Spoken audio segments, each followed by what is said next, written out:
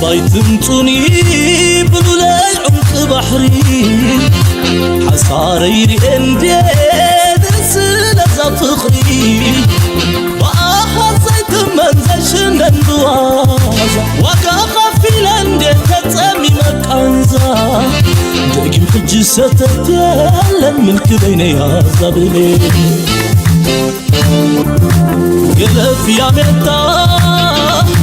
قلب يوريتنا حدا قول اسمرا زركب الصلينا قلبي بالوقت غلط بالعين عيني المزمان كما يدمع زراتك زقم بيدمك زرق أبانا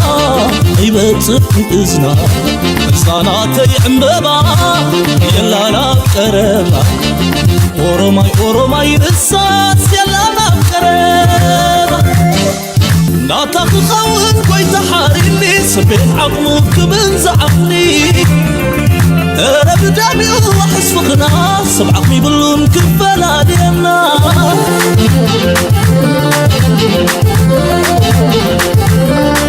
نسام علي كبرتي زامد راويت جنتي بطبع بجخو كم زاد بلادي أفضراوي علمي من يوربيو أبكني يستاح مرك المئة دفئي بالكندا زحام الله تماطلي كم أملي كم تأملي نسايا والولاي نسايا والولاي نسايا والولاي نسايا قزبازي نسام علي كبرتي زامد راويت جنتي كبت وابجخو كم تطول عليك أفضراوي علمي من يوربيو أبكني ستاح مبارك المئة دفئي بالكندا ولا يديا إذا انكم اخنيا زمن باري نسايا والولاي نسايا والولاي سلام تخطاتلتنا إذا channel كما يتخونون صبوك تكونون أي وترو تمليتنان بحقناني ولومون كم وترو الأولى قداس النزلون وانا وانت حستوتات حزنا لكم قريبنا لنا كسام موداتنا إذا مدام سانا كتصونحوا بخبرنا عدمكم لايك مقبار شير مقبار ريتوغ من حسابكم من بهانات من قد مقداف سابسكرايب مقبار وين كم وترو ساوعيت نقبر سلا تدخلوا دقفت قبرون إذا channel دمانا مسكنكم قزي أخي وسدنا عمنا لومي أقداس تحستو كنجمرينا let's go. Debate, you must understand its immense strategic value. At the southern end of the Red Sea, Assab sits on a vital global shipping route. Control here means economic and geopolitical leverage. For Ethiopia, with over 120 million people, Assab was once its main commercial lifeline. Losing access after the 1998-2000 war forced Ethiopia into costly dependence on Djibouti. But economic need does not equal a legal or historical claim. Many landlocked countries thrive using neighbors' ports through agreements, not by claiming ownership. The Ethiopian argument often blurs economic desire with entitlement. Assab's military value adds another layer. Both Eritrea and Ethiopia see it as crucial for security. This mix of economic necessity, strategic location, and military significance keeps Assab at the heart of regional tensions. የሪፋይነሪ ፕሮጀክት ለኢትዮጵያ አዲስ አይደለም። በ1959 ዓመተ ምህረት እንደ ኢሮፒያን አቆጣጠር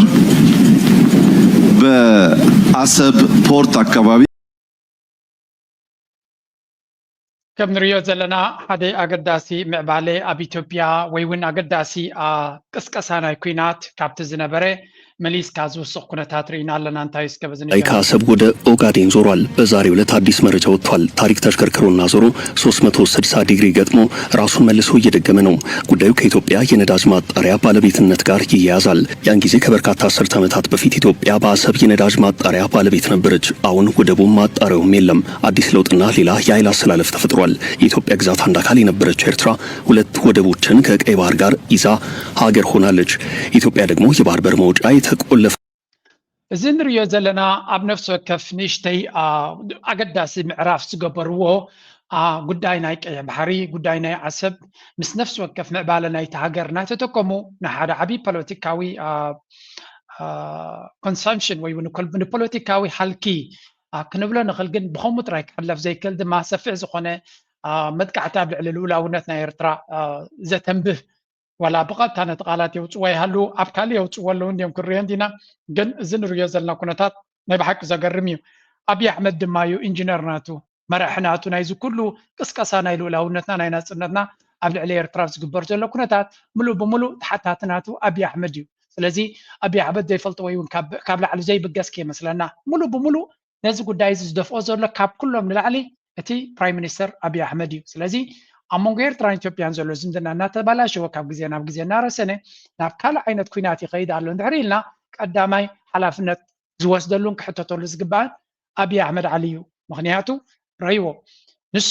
ምስ ኤርትራ ዘይተሓሓዝ ነገራት ክነሱ እቲ ኩነታት ካብ ኤርትራ ፀቢቑ ርሒቑ ንዘሎ ኩነታት ኩሉ ግዜ ንነፍሲ ወከፍ ኢቨንት ኣብ ኢትዮጵያ ዝግበር ዘሎ ወሬቨር ኢት ኢዝ ናይ ጌርዲ መመረቕታ ድዩ ናይ ካልእ ፕሮጀክት ዲ ገይሩ ገለ ዲ ገይሩ ኩሉ ነገር ምስ ኤርትራን ምስ ዓሰብን የተሓሓዘ ኣሎ እዚ ከዓ ጉዳይ ናይ ዓሰብ ናይ ኤርትራ ዝተወደ ምዕራፍ እዩ ኤርትራ ሉላዊት ሃገር እያ ተርጀምኒ ኣለኹም ጥልያን ንኣብነት ኣብ ምፅዋዕን ዓሰብን ወደባት ንሕና ኢና ሃኒፅና እንተበሉ ሓቆም እዮም ካብ ዘይነበረ ናብ ወደብ ዝቐየርዎ ሰም እዮም ነይሮም ብዛዕባ ናይ ኤርትራ ወደብ ክዛረቡ ግን ኣይሰምዖም ኒኻ ስለምንታይ እስጋን ኮሎኒ ነይሩ ኤርትራ ገዚእኻ ኢኻ ነርካ ብሓይሊ እቶም ሰብርሲ ሰብ መሬት ድማ ነፅነቶም ረኺቦም ተወዲኣለት ኤንድ ስቶሪ ኢዝ ኦቨር ተወዲኡ ትፅንፅዋይ ኣብዚኣቶም ግን ፈር ዋትኤቨር ሪዝን ድሓን ሓንቲ ኣርቲክል ብኤርትራ ተፃሕፈትካ ክንሪኣ ኢና ስለምንታይ ከምዚ ዓይነት ዘረባ ይመፅእ ኣሎ እንታይ ዓይነት ግብረ መልሲ ክህልዎ ይኽእል ክንርኢ ክንፍትን ኢና መጀመርያ ንመለስ እስኪ እቲ ፕራይም ሚኒስተር እንታይ ክብል ኢሉ እዩ ነዚ ምፅይዎ ስራ የጀመሩ ሲሆን እነሱም እንዳስፈላጊነቱ የሚገለጥ ይሆናል የኤርፖርት ስራችን ወደ 10 ቢሊዮን ዶላር የሚጠጋ ፕሮጀክት ይሆናል የሃውሱ ሲጨመር 30ው ተጠናቀቀ ማለት ነው ዛሬ የምናስጀምረው የሪፋይነሪ ፕሮጀክት ለኢትዮጵያ አዲስ አይደለም በ1959 ዓመተ ምህረት እንደ ኢሮፒያን አቆጣጠር በአሰብ ፖርት አካባቢ 500,000 ሜትሪክ ቶን ማጥራት የሚችል ሪፋይነሪ ኢትዮጵያ ገንብታ ነበር ከአራት ዓመት በኋላ 1963 ዓመተ ምህረት ወደ 800,000 ሜትሪክ ቶን አሳድጋ ነበር አለመታደል ሆኖ ፖርቱን ስናጣ ቢያንስ ሪፋይነሪው የኢትዮጵያ ሀብት ኢንቨስትመንት ስለሆነ ወይ ወደ አዋሽ ወይ ወደ ድሬዳዋ ማምጣት ሲገባው ሪፋይነሪውን እዛው ቀልጦ ቀረ ይህ ጉዳይ ሀገር ወዳድ ለሆኑ ኢትዮጵያውያን የሚያስቆጭ የሚያንገበግብ ጉዳይ ነው ሕጂ ኣብዚ ዝዛረቦ ዘሎ ንኹሉ ነገር ካብ ብዓይኑ ኮንቴክስት ጌርና ክንወስዶ እንታይ ዝብል ዘሎ ንምንታይ ዕላማ የምፅኦ ኣሎ ርዱእ ዝኾነ ዘረባ እዩ ማንም ዓሻ ንለባም ኣምትበሉ ጉዳይ እቲ ቴማ ናይ ዓሰብ ከመይ ጌርካ ምስ ዝኸድዎ ዘሎ ኣተሓሒዝካ ስምዒት ናይ ህዝቢ ትተናኽፍ እዩ ካልእ ኣይኮነን ግን እንታይ ዝብል ዘሎ እዚ ሕጂ ሪፋይነሪ ወይ እውን መፃረይ ናይ ነዳዲ ንገብሮ ዘለና ፋብሪካ ወይ ከዓ ትካል ንኸፍቶ ዘለና መጀመርያ ናይ ኮነን ኣብ 1959 ኣብ ዓሰብ ተኺልና ነርና ኢና ፀኒሕና ድማ ኣማዕቢልናዮ ኣብ 64 ኣቢሉ ከዓ ብዝሰፍሐ መልክዕ ተሰሪሑ ነይሩ ይብል ኣሎ ኦኬ whatever it is ኣብ ታሪክ ዝተፈፀመ ነገር ስለ ዝኾነ ብዛዕባ ዲቤት ኣይንገብርና ስለምንታይ ጌርካ እንታይ ጌርካ ካልእ ኣርስቲ ኮይኑ እሱ ንረብሓኻ ንምዝመዛኻ ክጥዕመካ ኢልካ እምበር ንህዝቢ ኤርትራ ከተገልግል ኢልካ ከምዘይገበርካዮ ኩልና ርግፀኛታት ኢና ንሶም እውን ርግፀኛታት እዮም ኢትዮጵያ ክትወድቕ ከላ ስለምንታይ ተሰኪምናዮ ዘይከድና እዩ ዝብል ዘሎ ask your leaders ነቶም መራሕትኻ ኣይኮነን ናይ ኢትዮጵያ ባዕላ ዝሰርሐቶ ዘይኮነሲ ጥልያን ኣብ ኤርትራ ዝሰርሐቶ ትካላት ሰሪቆም ከይዶም እዮም ኢንዱስትሪያል ቤዝ ናይ ኢትዮጵያ በመሰረቱ ኣብ ዘመን ሃይለ ስላሴ ኣብ ኤርትራ ዝነበረ ፋብሪካታት እናወሰድካ ካብ ኤርትራ ወሲድካ ናብ ኢትዮጵያ ምትካል ነይሩ እንግሊዝ ጀመረ እዩ እሱ ይርኢኩም ኩልቲ ተንኮል እሱ ይርኢኩም ርግፅ እንግሊዝ ቅድሚኹም ከምኡ ዝገብር ፀንሐ እዩ ንዓታት ነዚኣ ድማ ነቶም ኢትዮጵያውያን ኣውሪስዎም ከማይ ይገብሩ ነይሮም አይ ቲንክ ኣዝዩ ዝቁፀር ነገር እዮም ኣብ ኢትዮጵያ ተኺሎም እዚ ኸ እንታይ ዝነግረካ መሲልኩም ኣነ እናተቆጣዕ ከ ዝዛረብ ዘለኹ ናልባት ኣገለገሊዩ ኣብ ዝግብኦ ክንቁጣዕ ስለ ዘለና እዩ ኤርትራ ኢትዮጵያ ዝዘመተታ ተዛሪባትሉ ይትፈልጥን እያ ኤርትራ ኢትዮጵያ ዝሰረቐታ ነገራት ኣይተዛረበትሉን ኤርትራ ኢትዮጵያ ኣብ ልዕልያ ዝፈፀመቶ ግፍዒ ብዝግባእ መንገዲ ከሰሰቶምን ንሳቶም ግን ንኤርትራ ንክምዝምዙ ኢሎም ዝገበርዎ ፋብሪካ ንኤርትራ ንክሰርቁ ንዓታቶም ንክጠቕሞም ኢሎም ዝገበርዎ ትካላት ብኡ ገይሮም ንሉላውነትና ክገሱ ይፍትኑ ኣለዉ my dear people ኤርትራውያን ነዛ ቪድዮ ትሰምዑዋ ዘለኹም እዚ ነገር እዚ ካብ ሕጂ ንድሓር ክንሪኦ ከለና ኣብ ኤርትራ ዘሎ መንግስቲ ዝኽተሎ ዘሎ ፖለቲካ ብዝተፈላለየ መንገዲ ክትርድኦ ትኽእል ኢኻ ስለምንታይ እቲ ዘሎ ኩነታት ናይቲ ዞባ ኣብ ፅቡቅ ደረጃ ስለ ዘይበፅሐ ከምቲ ኣብ 1993 መለስ ዜናዊ ኣብ ኤርትራ ምስ ከደ ቁስልኹም ኣይትሕከኹ ቁስልና እውን ኣይንሓክኽና ዝበሎ ዘረባ ከምዚ ዓይነቱ ቁስሊ ምሕካኽ ንፅቡቅ ክወስደና ይክእልኒ እዩ ዝብል ባይ ዘ ወይ እዚ ኣብ መጀመርያ ተስዓታት ተዘራሪቦም ነይሮም እዮም መንግስቲ ኤርትራን መንግስቲ ኢትዮጵያን ሽዑን ተዘራሪቦም ነይሮም እዮም መንግስቲ ናይ ኢትዮጵያ ዝገደፈን ከም በዓል ሪፋይነሪ ደገለዶ ኣብ ኤርትራ ዝገደፎ ብዓይኒ ሕጊ ናይ ኤርትራ እቲ ንብረት እቲ ዝኾነ ገዛኢ ሓይሊ ኣብቲ ሃገር ሰሪሕዎ ዝነበረ እቲ ሃገር ናፅነታ ተረኺባ እቲ ሃብቲ ናታ እዩ እዚ ንቡር ጌርካ ወሰዶ ኮሙኒዝም ዝበሃል ክወድቕ ከሎ እተን ኮሙኒስት ሃገራት እቲ ስርዓት ምስ ወደቐ እቲ ንብረት ኣብቲ ሃገር ዝነበረ ናይቲ ሃገር ናፃ ኮይና ዘላ ናታ እዩ ከምኡ ኮይኑ ኣብ ኩሉ ዓለም ከምኡ እዩ ኣብ ኤርትራ ክኸውን ከሎ ክገዝኡና ፅንዮም ህዝቢ ኤርትራ ተቃሊሱ ናፅነትና ምስ ረኸበ ግን ነቲ ሪፋይነሪ ድሓን ውሰድዎ ናትኩም ተጠቀሙሉ ጥራይ ኣብ ኢትዮጵያ ኣብ ዓሰብ ከሎ ክጥቀሙሉ ኢሉ ገዲፍሎም ስለዚ እቲ ሪፋይነር ናቶም ኮይኑ ይጥቀሙሉ ነይሮም እዮም ክዕርይዎ ስለዘይደለዩ ክፅግንዎ ስለዘይደለዩ ከስተኻኽልዎ ኣብ ሌይተስት ስቴጅ ከብፅሕዎ ስለዘይደለዩ ምክንያቱ እንተከምኡ ገይሮም ሞ ኤርትራ ክትረብሕ ካብ ዝብል ሓሳብ እዮም ገዲፎሞ ነዚ ኩሉ ክፋል ናይ ስቶሪ ኣይዛረቡሉን እዮም ሰብ ሓደ ካብቲ ኤርትራውያን ዝያዳ ስራሕ ዝፅበየና ዘሎ ድማ ነዚ ክፋል ታሪክ እዚ ብእንግሊሽ ተሰኒዱ እቶም ትክክል ነቲ ኩነታት ዝፈልጥዎ ኣብ ኤርትራ ዘለው ነቲ ታሪክ ሰኒዶሞ ዘለው ብትክክል መንገዲ ንኣብነት ኣብቲ ኤርትራውያን ፕሮፋይል ዝበሃል ናይ እንግሊሽ ፕሮግራም ናይ ኤርቲቪ ምክንያቱ ነዚ ሰብ ክዛረቦ ዝኽእል ጭቡጥ ዝኾነ ኤቪደንስ ዘለዎ ሓበሬታ ዘለዎ ታሪክ እዩ ድማ እዚ እዚ ታሪክ እዚ ድማ ናብ ህዝብና ክሰግር ዘለዎ ኢትዮጵያውያን ክመሃርሉ ዘለዎም እዮም ምክንያቱ ሓደ ክፋል ኣብቲ ኢትዮጵያ ኣብ ልዕለና ሸይሸይ ዝብለልና ዘሎኮ ኤርትራ ንታሪኻ ነዚያ ክዛረብ ከሎ ብዛዕባ ታሪክ ኤርትራ ክዛረብ ከሎ ኩሉ ግዜ ንኣቶ ኣለምሰገድ ተስፋይ ክዛረብ እየ ዝደሊ ታሪክና ስለዘይ ፀሓፍናዮ ስለዘይ ነገርናዮ ብናቶም ዝፈብረኽዎ ታሪክ ክላገፁልና ይነብሩ ኣለው ዝበለ ሓቂ እዩ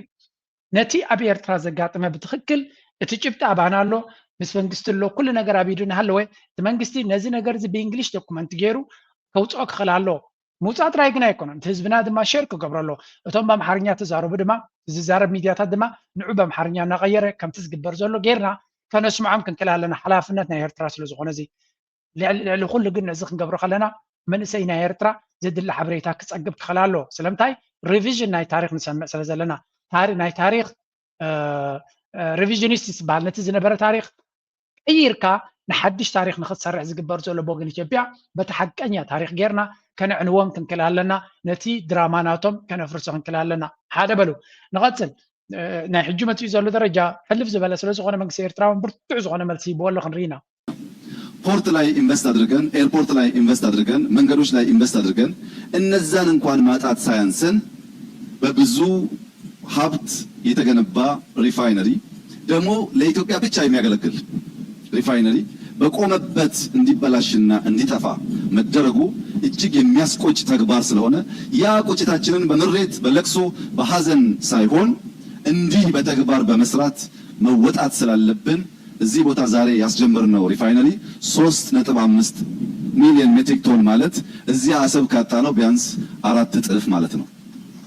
መበቀል በተግባር ማለት እንደዚህ ነው። 800 ሺህ ሲጠፋ 3.5 ሚሊዮን አድርጎ መስራት ማለት ነው። እዚህ ሶማሌ ክልል ሽማግሌዎች አንድ ማንም ሊያቆመን አይችልም። የኢትዮጵያን ብልጽግና እናረጋግጣለን። የኢትዮጵያን የወደብ ባለቤትነት እናረጋግጣለን። የኢትዮጵያን ልማት እናረጋግጣለን። የምንናገረው ለመፈጸም ነው። የምናስቀድመው ሰላም ነው። የምንፈልገው በትጋት በስራ ነው። እዚ ንሪኦ ዘለና ዳርጋ ብኩሉ መንገዲ እቶም ፕሮፓጋንዲስትስ ናቱ ነቲ ንሱ እንዲዝቦም ትመልእኽቲ ንሳቶም ጥራይቲ ካርታ ጠዊኻ ምእታው ለኽቢጥካ ምእታው ቡገይሮም እዮም ነቲ ፕሮፓጋንዳ ዘስፍዕዎ ስርሖም ስለ ዝኾነ ሶም ኣይትሕዘሎም ኢኻ ምክንያቱ ዝኽፈሉልን ገይሮም ድሕሪ ኮይኑ they're always going to do this ከምኡ ክገብሩ ናቶም ዕዮ እዩ ናቶም ስራሕ እዩ እንታይ እዩ ሕጂ እቲ ጉዳይ ነዛ ሕጂ ዝገብራ ዘሎ ብሓፈሻ እቲ ሓደ ካብቲ ብዙሕ ግዜ ዝሰምዖ ዝነበርኩ ኣነ እቲ ወደብ እዚ ሪፋይነሪ ገይሮሞ ዘለው ኣብ ክልል ሶማል እዩ ስለዚ እዚ ክልል ሶማል እቲ ነገርቲ ብመንገዲ በርበራ ድዩ ብመንገዲ ካልእ ክወፅ እዩ ዝጥዕመም ጀነራሊ እቲ ማዕድን ካብ ዝወፅ እዩ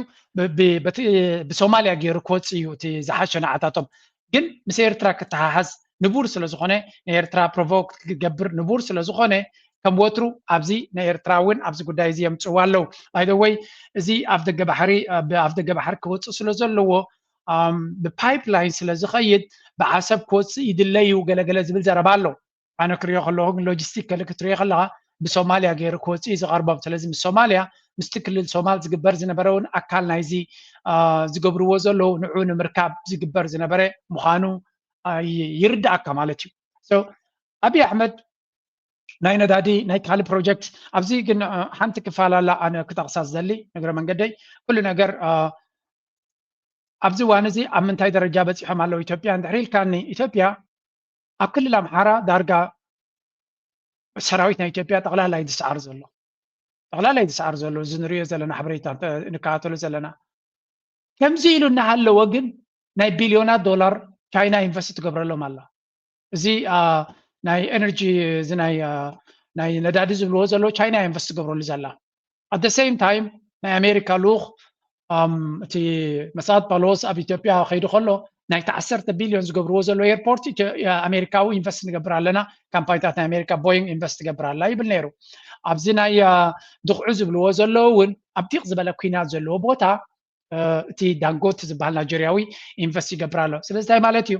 በቲ ሓደ ኣብይ ኣሕመድ ሃገር ትቃፀላላ ዳርጋ ኣብ ስልጣን ንክንደይ ክፀንሕ ይኽእል እውን ብብዙሓት መንገዲ ኣብ ዝትንተነሉ ዘሎ ስራሕ ግስ ኣይገደፎን በዚያ ይግረም እያ ናኻቡ ጀነራሊ it just somehow ካብኡ ክትመሃሮ ትኽእል ብዙሕ ኣሎ ማለት ከም ሓደ መራሒ ክትሪኦ ከለኻ ሰብዚ ኣብ ስልጣን ክንደይ ክፀንሕ ይኽእል ኸውን I don't know ነዊሕ ዝፀንሕ ኣይመስለኒ ዘሎ ንዓይ ኣብ ስልጣን ነዊሕ ኮፍ ኢሉ ክፀንሕ ዝኽእል ኮይኑ ኣይስምዓና ኣላነ በቲ ዝከታተሎ ዘለኹ በቲ ናይ ኩናትን ገለ ንሰምዖ ዘለና ኣብቲ ስልጣን ኣብታ ኩርሲሲ ንነዊሕ እዋን ኮፍ ክብል ይኽእል እዩ ዝብል ገምጋም የብለይን ምናልባት ከም ገለ ተኣምር ኮይኑ ነዚ ኢንቨስት ስለ ዝገብሩ ዘለዉ መፂኦም ገለ ሓይልታት ገይሮም I don't know ካበይ መፂኡ ከምኡ ከድሕኑ I don't know እቲ ናይ ኣምሓራ ምትንሳእ ክትሪኦ ከለኻ ናይ ህወሓት ኮይንዎ ዘሎ ክትሪኦ ከለኻ ናይ ኦሮሞ ሸነ ይኹን ናይ ካልኦት ሓይልታት ክትሪኦ ከለኻ ኩሉ እዚ ሓይልታት እዚ እሞ ምስቲ ናይ ዘሎ ውሽጣዊ ፀገማት ነቲ ሃገር ኮንትሮል ገብራ ዘይከኣለ ዘሎ እሞ ምስ ኤርትራ ዝተፋነኑ ዘሎ ኣብ ስልጣን ነዊሕ ዓመታት ክቕፅል እዩ ተኣምር ጥራይ ክኸውን ዝኽእል ዝብል ገምገም ኣለና ኣነ ኣከም ዝኸሎ ግን ዓበይቲ ፕሮጀክትታት ንክገብር ንሱ ድሓን ፕሮፓጋንዳ ክጥቀመሉ ትብል እቶም ኢንቨስተራት ከመይ ገይሮም ይመፅዎ ኣለው it surprises me የገርመኒ ዘሎና I mean this is something ቻይና ብኤርትራ ዓብ ነገር ፕሮጀክት ኢንቨስት ክትገብር ዕግርግር ክትገብር ንርኢ ኣለና ማለሲ ናይ ፖታሽ ምዕደናናትና ገለ ካብቶም ኣነ ኢንተርቪው ዝገበርኩም ስቲል ኣግሬሲቭሊ ክሰርሑ ይደልዩን እዮም ዘለዉ የተሓርሕሩ ስለ ዘለዉ እዩ መንግስቲ ኤርትራ ፍቃድ ይቦም ይነዊሕ እዋን for whatever reason ኣብ ኤርትራ ተኮይኑ ኣግሬሲቭሊ ይሰርሑ ኣለዉ ኣብ ኢትዮጵያ ግን ኣብ ክልል ሶማል ነቲ ክልል ሶማል ዝዋጋእ ሓይሊ ኣሎ ግን ብዝኾነ ይኹን ምክንያት ኣብ ኢትዮጵያ ኢንቨስት ንክገብሩ ኮንፊደንስ ይስምዖም ኣሎ this is a surprise ንዓይሲ ዝገርመኒ ነገር ተሎ እዚ እዩ ኣነ በታ ዘላቲ ንእሽተይ ዓቕሚ ናይ ፋይናንስ ኣብ ኢትዮጵያ ኣከም ዝሕጂ ዘላቱ ደረጃ ኢንቨስት ክትገብር ዝሕሰብ ኮይና ይስምዓኒ ምክንያቱ there is a huge risk ኩናትን ገለንገለን ኣሎ ግን ናይ ቢልዮናት ዶላራት ኢንቨስት ዝገብሩሉ ዘለውኻ ንዓይ ዘገርመኒ እዩ ግን ድሓን ንሱ ልዕሊ ዓቕመይ ስለ ዝኾነ ኣናላይዝ ክገብሮ ይክእልኒ ክዛረበሉ ይክእልኒ ሕጂ ኣብቲ ዝቕፅል ናብ ኤርትራ ኣተኪሮም ዝገብርዎ ዘለዎ እስከ ክንሰግር ቢካዝ at the end of the day ንዓይ ንዓኻትኩም ዝያዳ ዘገድሰና ጉዳይ ናይ ኤርትራ ስለ ዝኾነ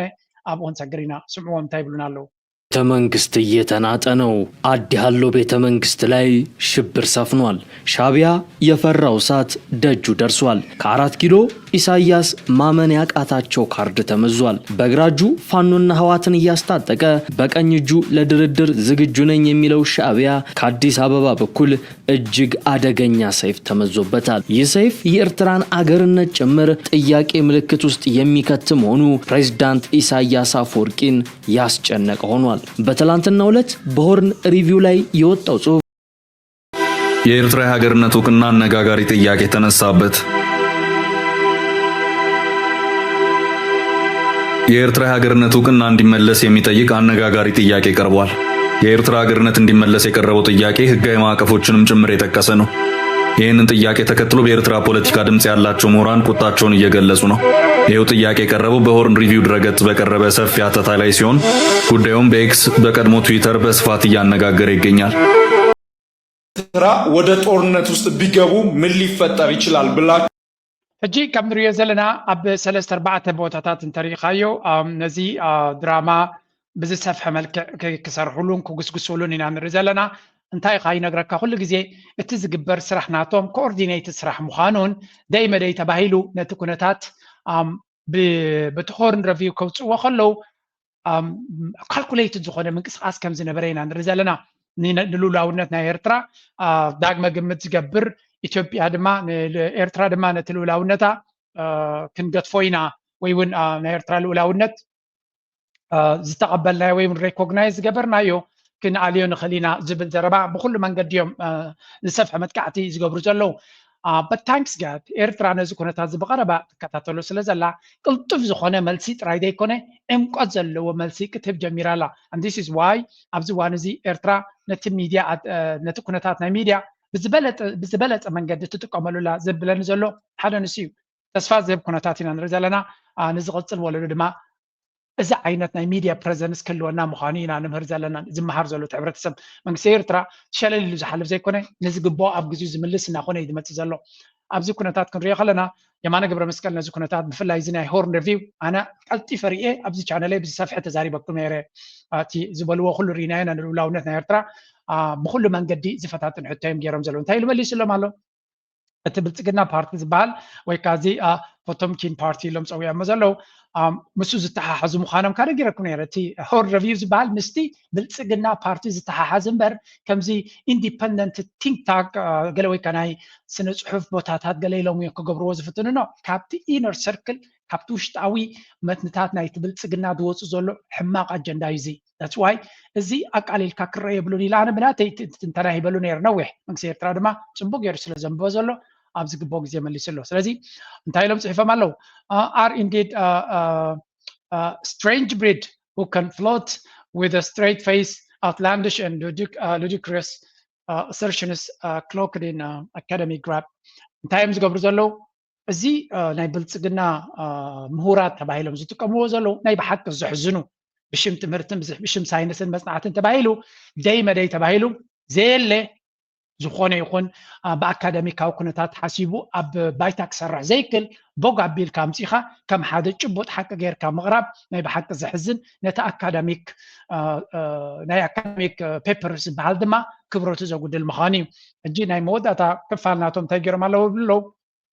for Ethiopia to ነቲ ኢትዮጵያ ሂባታ ዝነበረት ናይ ኤርትራ ንኢትዮጵያ መጀመርያ ከም ማዘር ስቴትስ ፐርሚሽን ናይ ከም ኣደ ወላዲት ፍቓድ ገይሮም እዮም ኣምፂኦሞ እዚ ከዓ ንኤርትራ ዝሃብዎ ኣፍልጦ ተኣልይዎ ምዃኖም ወይ ክስዕብዎ ከም ዝኽእሉ መንግስቲ ኤርትራ ድማ እንታይ ኣሎ መጀመርያ ናይ ኤርትራ ናፅነት ወይ እውን ልኡላውነት እውን ናፅነት ናይ ኤርትራ ናይ ኣብ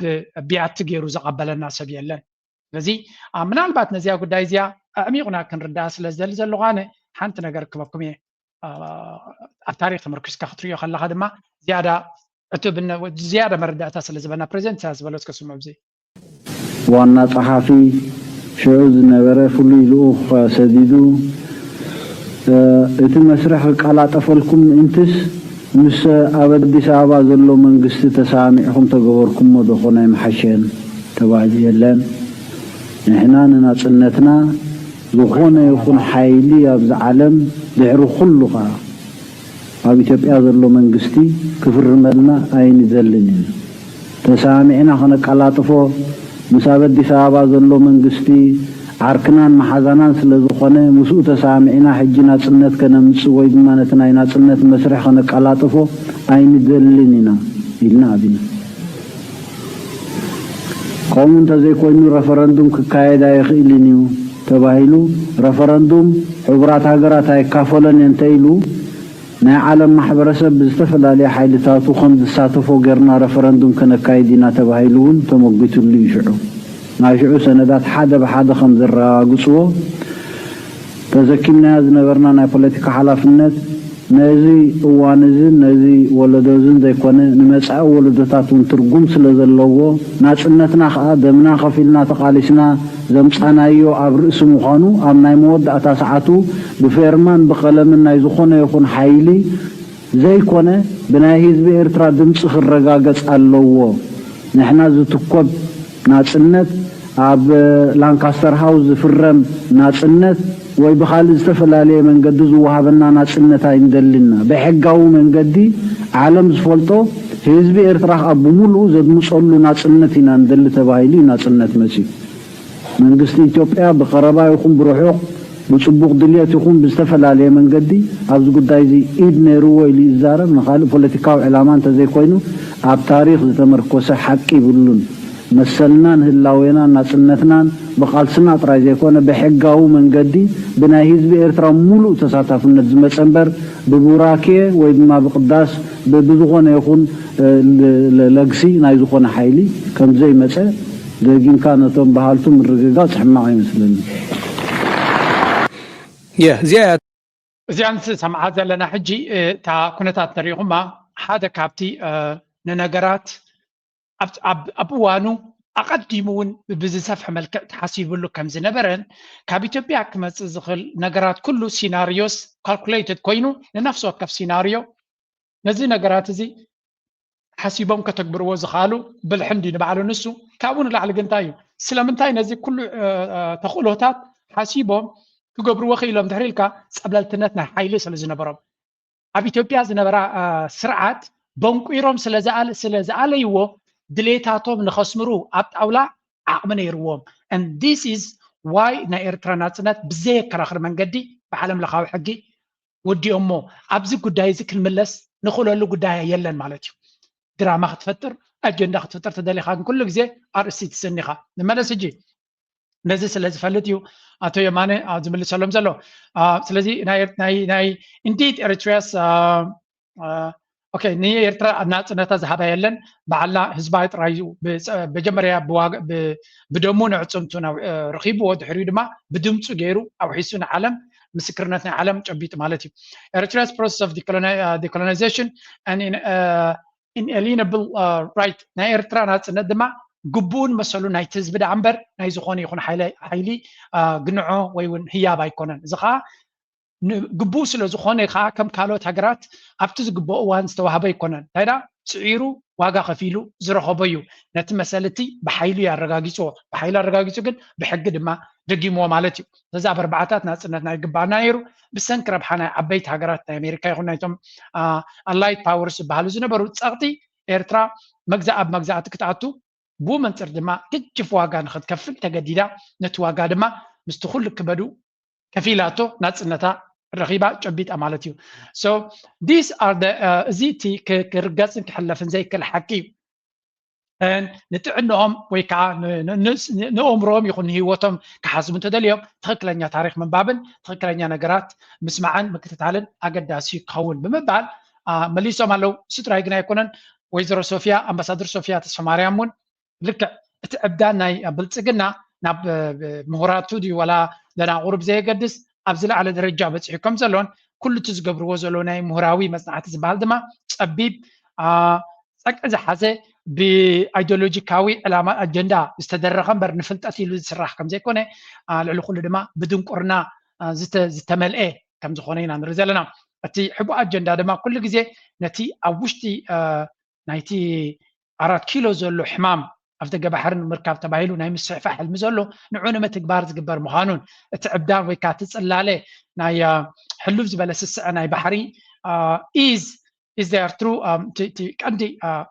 كم إيرتراوين ممكن السعولو لزالنا هنا إثيوبيا دما يس أفتق بحرية بلان أفتق بحر ناخد ركب جنز خلق لاهلن نتا أفتق بحرية بلان زبل كم دراما تتكيمكا نتي غربتنا شجر مفتار صبو كم زي كونه نقول لاونتنا إيرترا نفسنا إيرترا متفاردما فتيك تقبلنا زلوا يكونن كمدما إثيوبيا ناتنا وين لاونتنا سلزي تقبلته non recognition will not undo Eritrea's independence سلزي إثيوبيا سلزي تقبلتنا لاونتنا وين ناتنا يلا مالتها يكونن سلزي إثيوبيا تحرك على وتي تقبلاتنا مجمرة يكون تقبلاتنا تي ناتنا إيرترا سلزي إيرترا بزحات هجرات عالم أكل ማሕበረሰብ ዓለምያ ልዕሊ ኩሉ ድማ ኩሉ ግዜ ዝብለኩም ብዓይኒ ሕጊ ናጽነትና ልውላውነትና ተቐባልነት ኣለዎ። እሱ ግን እኹል ኣይምኾነን ነይሩ። ሓይሊ ክልወካ ኣለዎ። ጎረቤትና ሕጊ ዝሰምዕ ኣይኮነን። ሓይሊ ስለ ዘለዋ ኤርትራ ጥራይ ሕጂ እውን ደው ኢላ ዘላ ምፍላጥ የድልን እሱ ከምኡ ድማ ሲራክ ባህልቢ ወሲኹሎም ኣሎ። ሓንቲ ግን ኣገዳሲት ፅሕፍቲ ወፂኣ ኣላ። እዛ ፅሕፍቲ እዚኣ ወላ እቲ ኣብቲ ናይ ኣቶ የማነ ገብረ መስቀል ኣብ ታሕቲ ገይርዋ ኣሎ ሬድ ሲ ቢክን ዳት ኮም ኣብ ዝብል ሓንቲ ኣገዳሲ ኣርቲክል መፂኣ ኣላ። ልኡላውነት ናይ ኤርትራ እንታይ ትብል ሳኻ ኣብዚ ኣውፂኦም ኣለኹም ሬድ ሲ ሶቨሬኒቲ ኣን ኢሪቮክብል ሪያሊቲ ስለዚ ናይ ኤርትራ ናጽነት ይኹን ናይ ቀይ ባሕሪ ልኡላውነት ፈፂምካ ክቕየር ዘይክእል ምዃኑን ፒሪየድ ፉል ስቶፕ ኢልዎ ኣሎ። ኣብዚ ብዛዕባ ናጽነት ናይ ኤርትራ እዩ ዝዛረብ። እታ ኣርቲክል ኬትኩም ፕሊስ ኣንብብዋ ብጣዕሚ ፅብቕቲ እያ። ኣነ ፅማቕ ጥራይ የክበኩም ኣብዚ እንታይ ዝብል ዘሎ ብዛዕባ እቲ ኩነታት ዘሎ እዩ ዝዛረብ። መጀመርያ it asserts Eritrea's independence is rooted in decolonization, war victories and international law. ናጽነት ናይ ኤርትራ ወይ ልኡላውነት ናይ ኤርትራ ኣብ ሰለስተ ነጥብታት ወይ እውን ኣብ ሰለስተ ነጥብታት ተመርኮሰ። መጀመርያ መግዛእታዊ ሰረት ዘለዎ ኤርትራ ኣካል ናይተን ኩለን ከም ሃገራት ኣፍሪካ ኣብ ትሕቲ መግዛእቲ ሓደ ዘይኮነ ዝተፈላለዩ ገዛእቲ ምዕራባውያን ስለ ዝነበረት ናጽነታ ከም ልክዕ ከም ካልኦት ሃገራት ዝግባእ ነይሩ። እሱ ግን ተኻሒዱ እንድሕር ኢልና ካልኣይ ድማ ኤርትራ ኣብ ውግእ ዓዊታ እያ ናጽነታ ረኺባ። ስለዚ መግዛእታዊ በይዝ ኣለዋ መሰረት ኣለዋ ብቃልሲ ድማ ዝተዓወተት ሃገር እያ። ሳልሳይ ድማ ብዓለም ለኻዊ ሕጊ ድማ ብሪፈረንደም ጌራ ዘረጋገፀቶ እዩ። ስለዚ እዚ ኩሉ እንተደሚርካ ሪኻዮ ኤርትራ ንናጽነታ ማንም ክደፍሮ ዝኽእል ከምዘየለ ኢትዮጵያ ድማ ናይ ኢትዮጵያ ተቐባልነትን ዘይተቐባልነትን ድማ ኣገዳስነት ዘለዎ ኣይኮነን ተወሳኺ ነገር ጥራይ እዩ። ከምኡ ድማ ሚሊተሪ ሂስትሪ ሊበሬሽን ኤርትራስ ኢንዲፐንደንስ መጀመርያ ናይ 30 ዓመት ኩናት ክሳዕ ክንደይ ከቢድ ከም ዝነበረ ኤርትራ ድማ ፅዒራ ዋጋ ከፊላ ናጽነታ ከም ዝረኸበት እዩ ዝነግር ዘሎ። ኣብቲ ኩናት ዝካየድ ዝነበረ ኣብ ኢትዮጵያ 114,000 ኢትዮጵያውያን ወታደራት ከም ዝተታሕዙ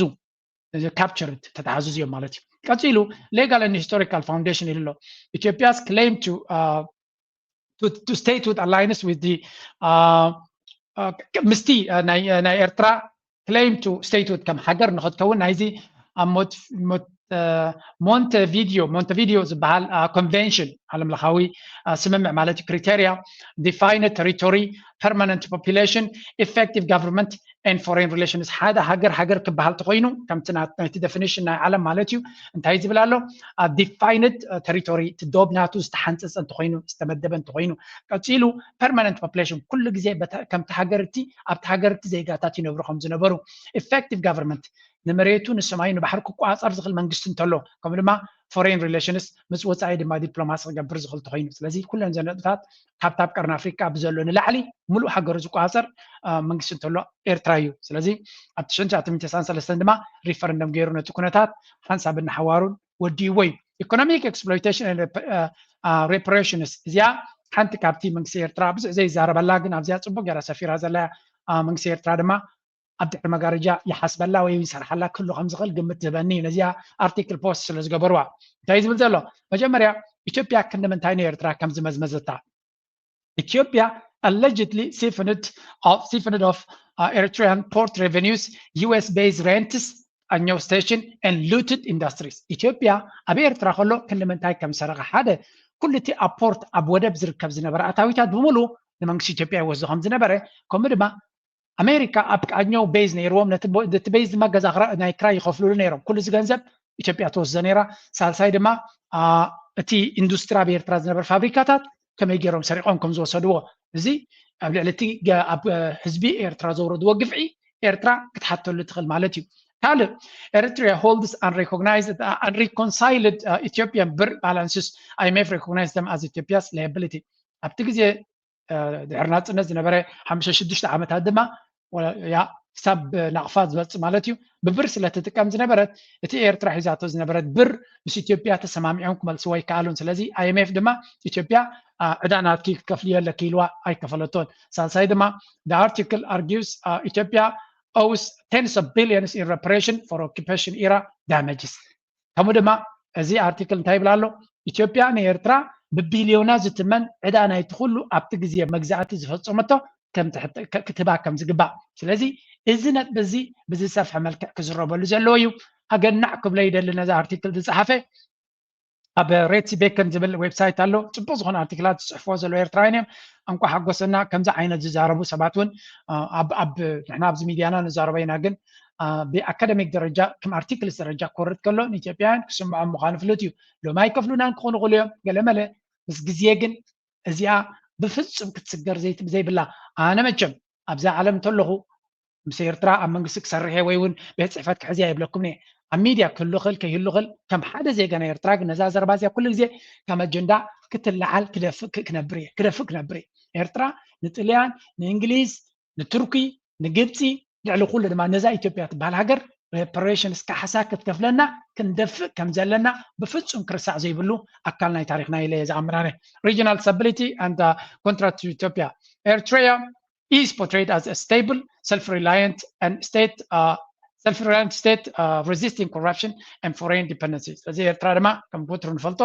ኣብ ነፍሳ ትምርኮስ ሃገር ናይ ደገ ድጎማን ሓገዝ ዘይትደሊ ሙሉእ ብሙሉእ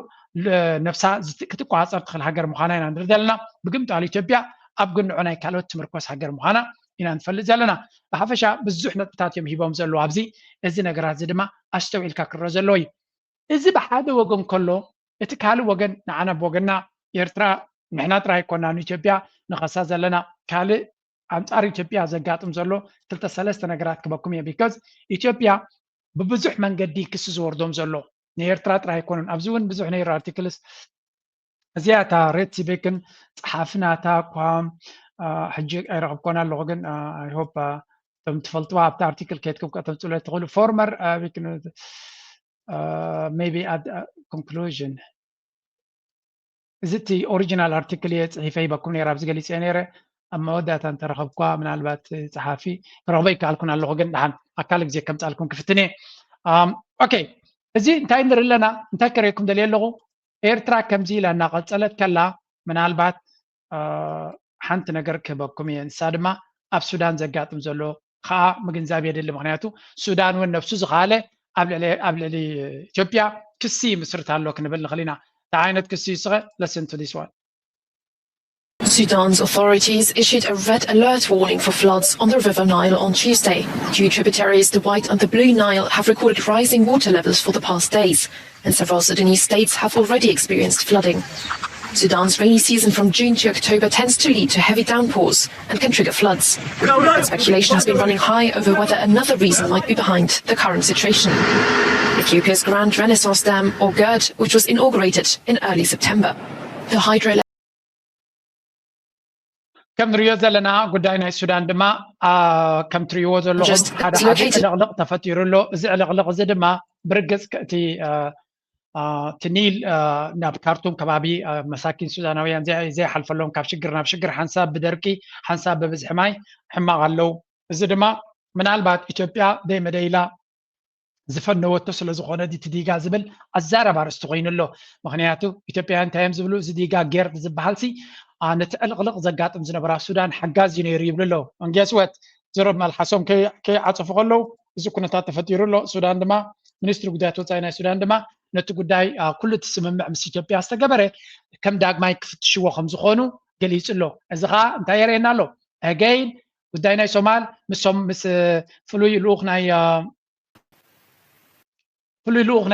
ናይ ግብፂ ኣብ ሱዳን ኣትዩ ከም ተራኸበውን ዝገልጽ ሓበሬታ ሪና ኣለና እቲ ፎሬን ሚኒስተር ናይ ሱዳን ማለት እዩ ኣብያ ኣሎ ታስል እንተሪና ፎሬን ሚኒስተር ናቶም እዚ ከምዚ ባድር ዓብድላቲ ከም ትሪእዎ ፀናኩም ናብ ካርቱም ኣትዩ ምስቲ ምስ ጀነራል አልቡርሃን ተራኺቡ ከም ዘሎ ንርኢ ኣለና እዚ ድማ ኣብ መንጎ ክልቲኦም ወገናት ሓደ ብሓደ ንኽሰርሑ እቲ ዘሎ ኩነታት ድማ መመሊሱ እቲ ኣላይመንት ናቶም ይቕፅል ከም ዘሎ ቀፂሎም ድማ እዚ ከም ትሪእዎ ዘለኹም እቲ ፕራይም ሚኒስተር ዝገለፆ ማለት እዩ እቲ ጉዳይ ናይ ሱዳን ቀደም መንጎ ዋላ እኳ ምስ ግብፂ እንተኾነት ምስ ኢትዮጵያ እውን ረብሓ ነይርዋ እዩ ሕጂ ግን ኣብ ሱዳን ዘሎ መርሕነት ምስ ኢትዮጵያ እናወድዐ ይኸይድ ስለ ዘሎ ሙሉእ ብሙሉእ ኣብ ጎኒ ግብፂ ክኸውን ይኽእል እዩ ስለዚ ናይ ኤርትራ ምስ ኢትዮጵያ ዘሎ ኩነታት ናራኣናዮ ከለና ግብፅን ሱዳንን ፅቡቕ ዝኾነ ርክብ እናገበሩ ይኸዱ ኣሎ በቲ ኒል እውን ስለ ዝፅለዉ ዘለዉ ነቲ ፀገም ድማ እቲ ዘሎ ኩነታት እውን የብእሶ ስለ ዘሎ ኣብዪ ኣሕመድ ድማ በዚ ወገን እዚ ጠቕላላ ኣይዞሌትድ ክኸውን ከም ዝኽእል ኣብዚ ግን ኣነ ዘገረመኒ ሱዳንሲ ኣብ ሓደ ዓብዪ ሽግርን ዓዘቕትን ከላ ምስ መንግስቲ ስዑድያሲ ናይ 100 ቢልዮን ዝኸውን ፕሮጀክትስ 100 ፕሮጀክትታት ወይ ሽርክነታት ንክገብሩ ናይ 100 ቢልዮን ዝትመን ናይ ቢዝነስ ርክብ ንክገብሩ ሱዳንን ስዑድያን ይዘራረቡ ከም ዘለው ይዘርየካ ስለዚ ኢቭን በዓል ስዑድያ ሕጂ እውን ኣብ ከምዚ ዓይነት ዕግርግር ዘሎ ሱዳን ኢንቨስት ንክገብሩ ፀገም ከም ዘይብሎም ስለዚ መንግስቲ ኤርትራ ነቲ ዘለዎ ሰላምን ርግኣትን ተጠቂሙ ነቲ ዘለና ብልጫታት ኣብ ቀርኒ ኣፍሪካ ዘየለ ተጠቂሙ ነቲ ዘሎ ኩነታት ክምዝምዞ ዝያዳ ደጊምና ከም ደጋጊምና ከም ዜጋታት ናትና ፃውዒትን ፀቕጥን ክንቅፅል ኢና ንመንግስቲ ፀቕጢ ክንገብረሉ ዓቕሚ የብልናን ግን ከም ዜጋታት ግን ክንዛረብ ኤርትራ ኣይሆፕ ነቲ ዘላቶ ካብ ኩሉ እቲ ዞባ ዝሓሸ ቃውማ ዘለዋ ሰኪሪቲ ናታ ኩነታት ናታ ዝበለፀ ወላ እኳ ካብ ደቡብ ዝመፀና ስጋታት ተሎ ግን ንባዕሎም ክፈርሱ ዝኽእሉ ሃገር እናኾኑ ከለዉ ኣብ ቁጠባ ዝኸድዎ ዘሎ ንሕና ድማ ዓበይቲ ፕሮጀክታት ናይ ኤርትራ ድማ ከምኡ ክድፈኣሉ ተስፋ ንገብር ምክንያቱ ንሕና ዝሓሸ ኣቃውማ ዘለና ሃገር እውን ስለዝኾና ሕጂ ከምዚ ኢሉ እናሃለወ ብደረጃ ዓለም ዝኸይድ ዘሎ ድማ ክንርኢና ኣዝዩ ዘገርም ክንርኢና Switching gears for now, there is a growing storm in the global trade and diplomatic landscape, and at the center of it is US President Donald Trump. From American farms to foreign policy to trade disputes and Ukraine's war, the American president is locked in a multi-front battle in a way. First, the soybean standoff. President Trump has made it clear soybeans will top the agenda when he meets the Chinese president Xi Jinping later this month. In a post on Truth Social, Trump blamed Beijing for desperately holding off on American soybean purchases. Donald Trump ዝረኽቦ ዘሎ ሽግር ክሳብ ክንደይ ከቢድ ከም ዝኾነ ክትፈልጡ ነታ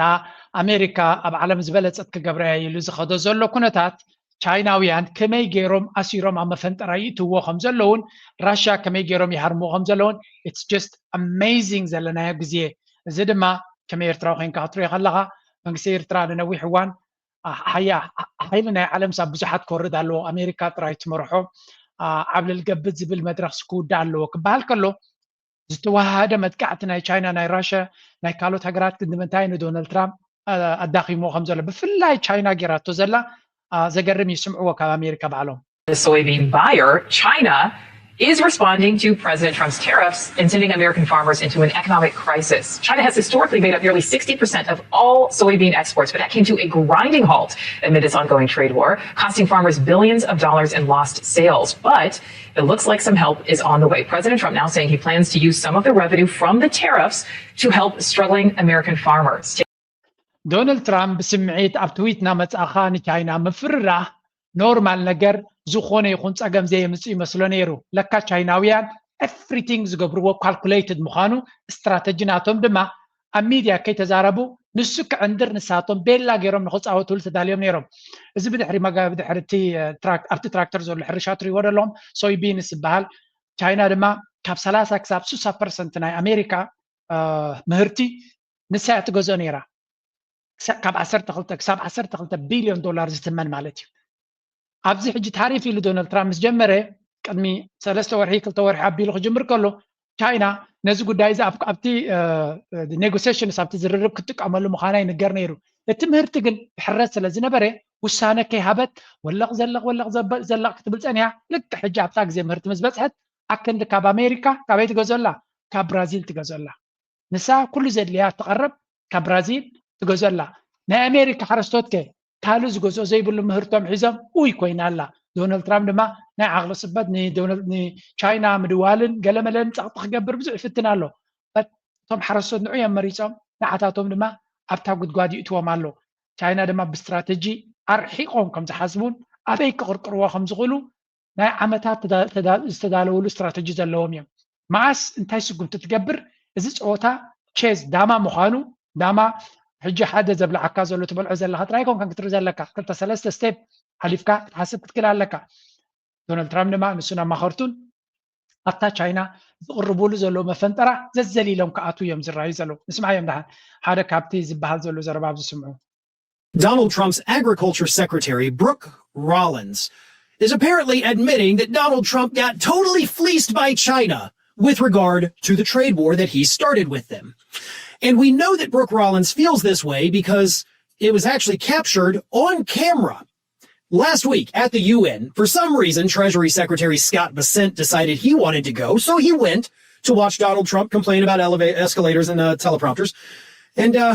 well, he was there in the General Assembly. He's on his phone. And he gets a text message from Brooke Rollins. explaining that Donald Trump was, quote, outmaneuvered by China.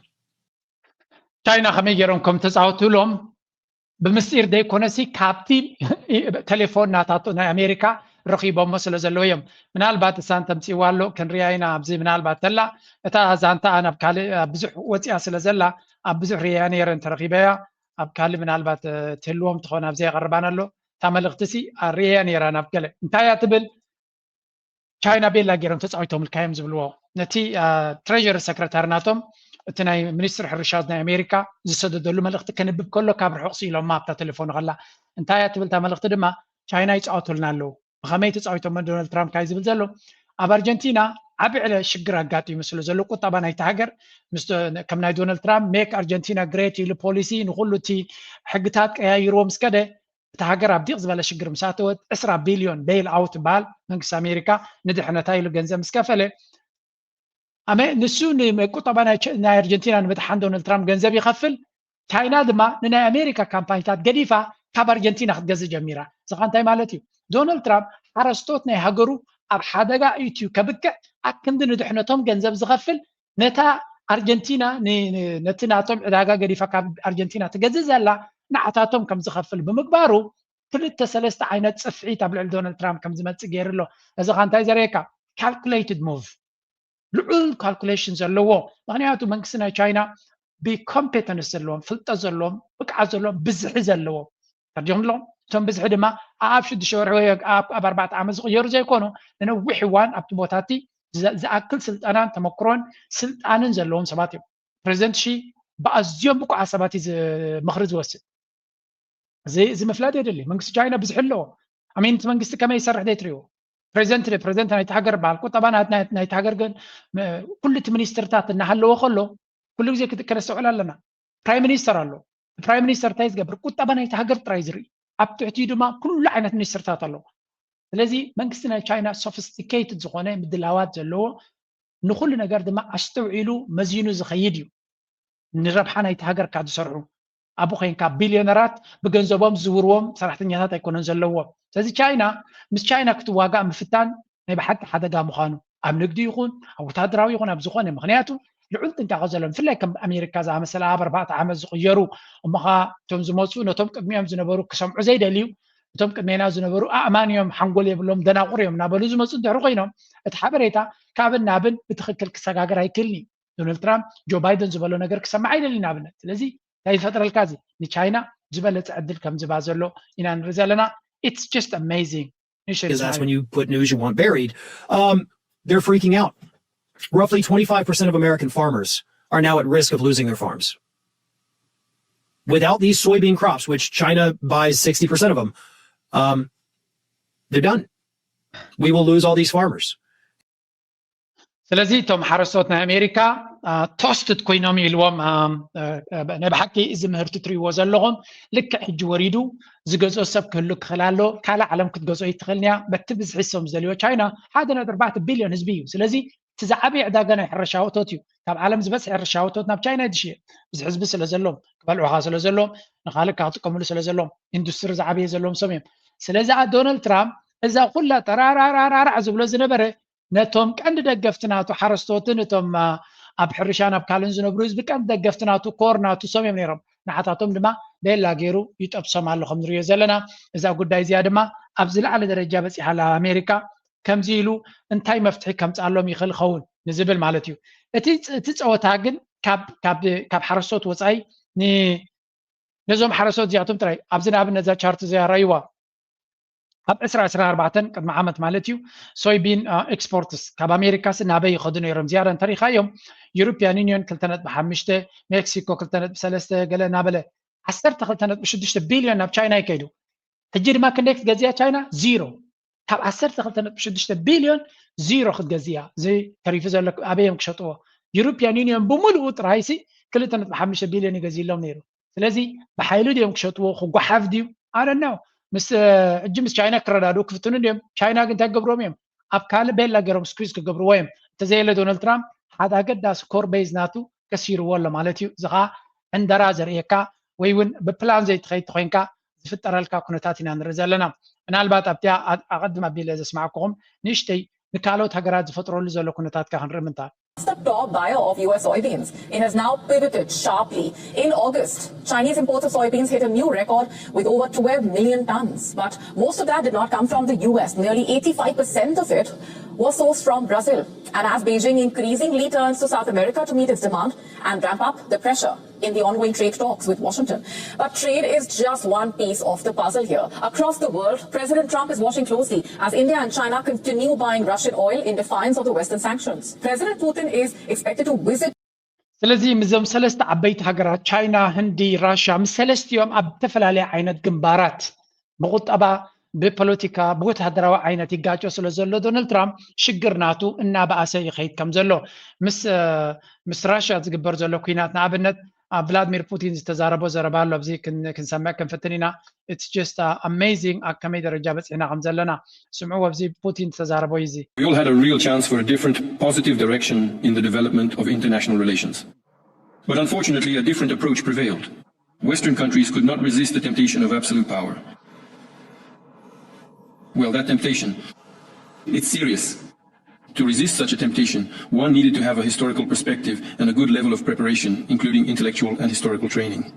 Those who were making decisions at the time apparently simply did not have such preparation. Yes, the power of the United States and its allies reached its peak at the end of the 20th century, but there never has been and never will be a force capable of ruling the world. To dictate to everyone what to do and how to do it. ከም ትሪእዎ ዘለኹም ፑቲን ኣብዚ ቀረባ ዝገበራ ቫይራል ቪድዮ እያ እዚኣ እንታይ ዝብል ዘሎ ብሕፅር ዝበለ መራሕቲ ናይ ኤውሮፓ ከም ቀደሞም ኣይኮኑን መጀመርያ ትክክለኛ ወይ እውን ዕምቆ ዘለዎ ታሪካዊ መረዳእታ የብሎምን ከምኡ ስለ ዘይብሎም ድማ እቲ ዝገብርዎ ውሳነ ወይ እውን እቲ ዝብልዎ ነቲ ሕጂ ዘሎ ኩነታት ምስ ታሪካዊ ግንዛበ ገይሩ ክውስን ዝኽእል ስለ ዘይኮነ ሓደገኛ ውሳነ ንዓታቶም ንምዕባልዮም ንቐፃልነቶም እዮም ዝፈጥሩ ዘለዉ እዚ ድማ ምግናን ዘድልዮ ኣይኮነን ኣሜሪካ ትመርሖ ዓለም ኣብ መወዳእታ ናይ ዝሓለፈ ክፍለ ዘበን ይኣብቅዑ ክሳብ መወዳእታ ናይ 20 ክፍለ ዘበን ናቶም ቁፅፅር ነይሩ ካብ 2000 ጀሚርካ ነጀው ግን ዓለምና ተቐየረት እያ መፅያ ኣብ 2015 ኮንካ ድማ ኣሜሪካ ከም ድሌታ ትኸደሉ ነገር የለን ወላ እኳ ብዙሕ ነገር ምሶም ተዘራሪብና ክንቅይር ኣብ ሓደ መዕለቢ ክንበፅሕ እንተዘለና ንሳቶም እቲ ቀደም ዝለመድዎ እሱ ድማ ንሕና ዝበልናዮ ይኸውን ንሕና ዝደለናዮ ይኸውን ንሕና ዝመረፅናዮ ንሱ ዝኸውን ዝብል ኣተሓሳስባ ካብዛ ኣተሓሳስባ እዚ ክወፁ ስለ ዘይክእሉ ከምዚ ዓይነት ዕድል ተነይርካ ድማ ካብኡ ክትወፅእ ከቢድ ስለ ዝኾነ unfortunately ብግዴታ ነቲ ኩነታት ንክቕየር ኩሉ ዓይነት ስጉምቲ ክንወስድ ክንክእል ኣለና እዩ ዝበሃል ዘሎ ስለዚ ራሽያ ብግልፂ ንኣሜሪካ ብዝኾነ ይኹን ናይ ኣሜሪካ ትእዛዛትን ተንበርካኽነትን ከምዘየለያ ትነግር ዘላ ነብሱ ዝኸኣለ ለውጢ ናይ ዓለምና ድማ ዊትነስ ትገብር ኣለና እዩ ዝበሃል እዚ ከምዚ ኢሉ እናሃለዎ ከሎ ዶናልድ ትራምፕ ነቲ ኩነታት ናይ ኩናት እውን ክቕፅሎ ምዃኑ ነጊሩ ኣሎ ብፍላይ ኣብ ዩክሬን ጠጠው ኣቢልዎ ዝነበረ ሓገዛት ክምለስ ጀሚሩ ከም ዘሎ እዩ ዝንገር እንታይ ይስኸ And now let's talk about Ukraine and the US. Just months ago they seemed to be on a collision course. Trump was signaling clearly Trump's ear. And the US president engaged in a public spat with Ukraine's leader Volodymyr in front of the world's press. Without us, you don't have the cards. Today, that message has changed. Trump now seems ready to give Kiev some aces. The US is set to provide Ukraine with intelligence that will help Kiev strike deep inside Russia. Fresh reports have emerged. Apparently, Trump has approved a new policy. For the first time, US agencies ከም ንሪኦ ዘለና ዶናልድ ትራምፕ ናብ ስልጣን ክመፅእ ከሎ ነቲ ኩናት ጠጠው ከብሎ 14 ሰዓት ጥራይ ከም ዘድልዮ ነጊሩ ነይሩ 14 ሰዓት ቀልጢፉ ከም ዘይኮ ምስ ፈለጠ 100 መዓልታት ቀዳሞት ከድልያን እየን ኢሉ እሱ ኣይከኣለን 6 ወርሒ ኢሉ ኣይተሰለጠን ኣብዚ ሕጂ ኮይና ክንሪኦ ከለና ድማ ተስፋ ቆሪፁ ንዩክሬን ምሕጋዝ ሓይሽ ኣብ ዝብል ወዲቑ ከም ዘሎ ንዩክሬን ስለያዊ ሓበሬታ ካልእ ወታደራዊ ሓበሬታ ኣብ ገለገሊ ድማ ክሳብ 60 ቢልዮን ዝትመን ወታደራዊ ሓገዝ ወይ እውን ወታደራዊ ሽያጥ ናይ ኣፅዋር ክባብ ምዃኑ እውን ዝነግር ኣሎ ስለያዊ ሓበሬታ ክወሃባ ከም ዘሎ ስለዚ እቲ ኩናት ብዝሓየለ መንገዲ ንክቕፅል ከኽእሎ ዘኽእል ዘበለ ኩሉ ክብዎ ከም ዝኽእሉን ዶናልድ ትራምፕ ድማ ንዩክሬንሲ ንምሉእ ዩክሬን ሓራ ከተውፅእ ትኽእል እያ ብምባል ዝተዛረበውን ኣብዚ ምፅኢና ነርና ስለዚ ኩሉ እቲ ተፈቲኑ ዝነበረ ነቲ ኩናት ጠጠው ንምባል ተባሂሉ ዝሕሰብ ዝነበረ ጠጠው ከም ዝበለን ኣብዚ ሕጂ ዘለናዮ ኩነታት ድማ እቲ መስርሕ ብሓይሊ ክውዳእ ዝኽእል ኣብ ዝብል ዝበፅሐ ይመስል እቲ መደምደምታ بحيلي كودا زبل مدمدمتا دما انتاي دفتر زلو زيادة يوكرين حيلي كتعتقا كتلالك زلو حيلي بزلا على كتقاملو حيلي كتبالك زبل زرباي مالتيو بات ازي كونتات ازي ناي بحكي بحيلي كودا زخل ديو I don't know نزي مسكزينا كنريا نخل حنت كابزلن كان ايروبايان تتغاغامي ابو علا خوينم زربو زلو زبلو زلو بزعبا حيلي ناي راشا زبلو كريكم ንሱ ድማ ምናልባት እዚ ትሪእዎ ዘለኹም ራሽያ ኣብ ሓፂር ግዜ ዘይኮነት ነነዊሕ ፕላን ናይ ኩናት እያ ትዳሎ ዘላ ዝብል ካልኩሌሽን ተደጋጋሚ ዝስማዕ ዘሎ እዚ ትሪእዎ ዘለኹም እቲ ነፈርቲ ኩናት ተፍርዮ ዝነበረት ስኬል ናቱ ብዝሕ ናይተን ነፈርቲ ዘፍርይዎ እቲ ኢንዳስትሪያል ቤዝ ናቶም ኣፀቢቖም ይዕብይዎ ከም ዘለውን እዚ ድማ ምስ ግዜ እቲ ኩናት ናይ ቀልጢፍካ ጠጠው ናይ ምባል መደብ ከምዘይ የለ ዘርኢ ምዃኑ 7 Felon Stealth Fighter and the S-500 Prometheus air defense system. Far from being symbolic prototypes, both platforms are now moving firmly into large-scale production. Moscow is not simply building new aircraft and missiles, it is reshaping its military power for the decades ahead. The Su-57 is more than just a new fighter jet. It represents Russia's entry into the fifth-generation arena, standing alongside the American F-22 and F-35, as well as China's J-20. Designed for air superiority and multi-role missions, fighter and the سنتايم زبل زلو راشيا نزو كنتات ذي نتي زلو تهدراو عقمي بزسفح ملكة نمعيالو كل عينة industrial base for example jet maker wants to crack out 30% more warplanes while laying off 1500 managers هجي كاب China sophisticated technology بفرلا يبزا artificial intelligence مستي حسراتاتنا يسب زلوهم زبسح technology زي AI زبهال بزلا على درجة كتقاموا ليهم زسعر زلو راشا يزبهال سلامتاي they really need the technology نتزلوهم كوينات بزي صفحة ملكة كدالو اللي تغينهم بحفشة وتهدراو عقمناتا بزلا على درجة كعبكم زلو زي سلطنن زي بزحن وتهدراو عقمك كسرع كم زلو إيا تخيد زلا إيروبا دما نزو كتمتو خلو وتكونتات نابيغو يخيد كم زلو نيتو أبتدقاقامي أخيبانا قبري راشا عبباجتناتا وتهدراو معلا تقبرو زلا نتي مس يوكرين زغبر زلو كوينات رايدي كونس مس نيتو خغاطم نزخل كوينات ون اب قمت اتيا تدالو كم زلا ايام زارب زلو the end of the day كل زنريو زلنا كونتات تدميرو وتوسيخلو اب منتاي كبص هندريل كادما ابزي كونتيننت اوروبا سلام وي ون رقات كمصيو ابز قربا يلكان كتحسب ازي كبيد زلو ازي كبيد مغنيات حجرات aggressive لا وتدراو عقبناتن تشاينا ديو امريكا ديو بزحات هاجرات كالوت ون تخونا بزي سفح ملكة وتدراو عقميناتن عم مسفح فحط راي خدا خمسة لوينا نرزلنا and this creates instability زي رقعات ويون شجر دماء نعبيه كم زخيدي يوم زقبر زلو حانت بزيا مساوى السيخة كبكم زدلي نتكون تاد دماء كتبوها رتغل بزيا جيرنا من البات ابتناي أو كتبها نسجرينا. Russia has rejected the return of United Nations sanctions on Iran, stating it doesn't recognize the snapback mechanism. This is which is activated by Western powers. Last Saturday, the United Nations reinstated an arms embargo and other sanctions on Iran over its nuclear program, following a process known as snapback. UK, France, and Germany initiated the snapback process at the UNSC over accusations. كم تريود لهم UN دما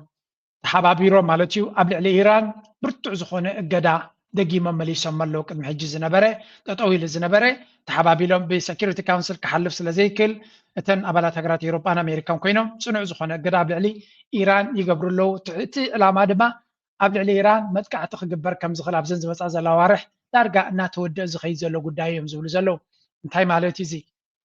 إسرائيل كالا يجزي كويناتنا بإيران كتبقس مخانا زنقر نقر علو ምናልባት ኣብዚ ቀረባ መዓልታት ዜናታት ንከታተሎ በዚሕና እቲ ዜና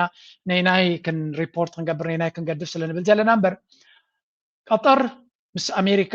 ሓደ ኣገዳሲ ስምምዕ ጌራ ከም ዘላ ይስኻ ዝኾነ ይኹን ሓይሊ ንቀጠር እንተሕራሪሙ ንኣሜሪካ ከም ዝሃረመ ዝብል ሓሳብ ማለት እዩ እዚ ከዓ እንታይ ማለት እዩ እቲ ዕላማ እንድሕር ኢልኩም እስራኤል ንኣሜሪካ ንቀጠር ንከይተሓርም ዝተገበረ ስምምዕ ከም ዘይኮነ እንታይ ዳ ንኢራን ክሃርሙ ስለ ዝኽእሉ ከም ግብረ መልሲ ድማ كم قبل ملسي إيران كم تحج قد محجز قبرته نتوت هدراو بيزنا أمريكا أبقى زلون تحريماته أمريكا قبل ملسي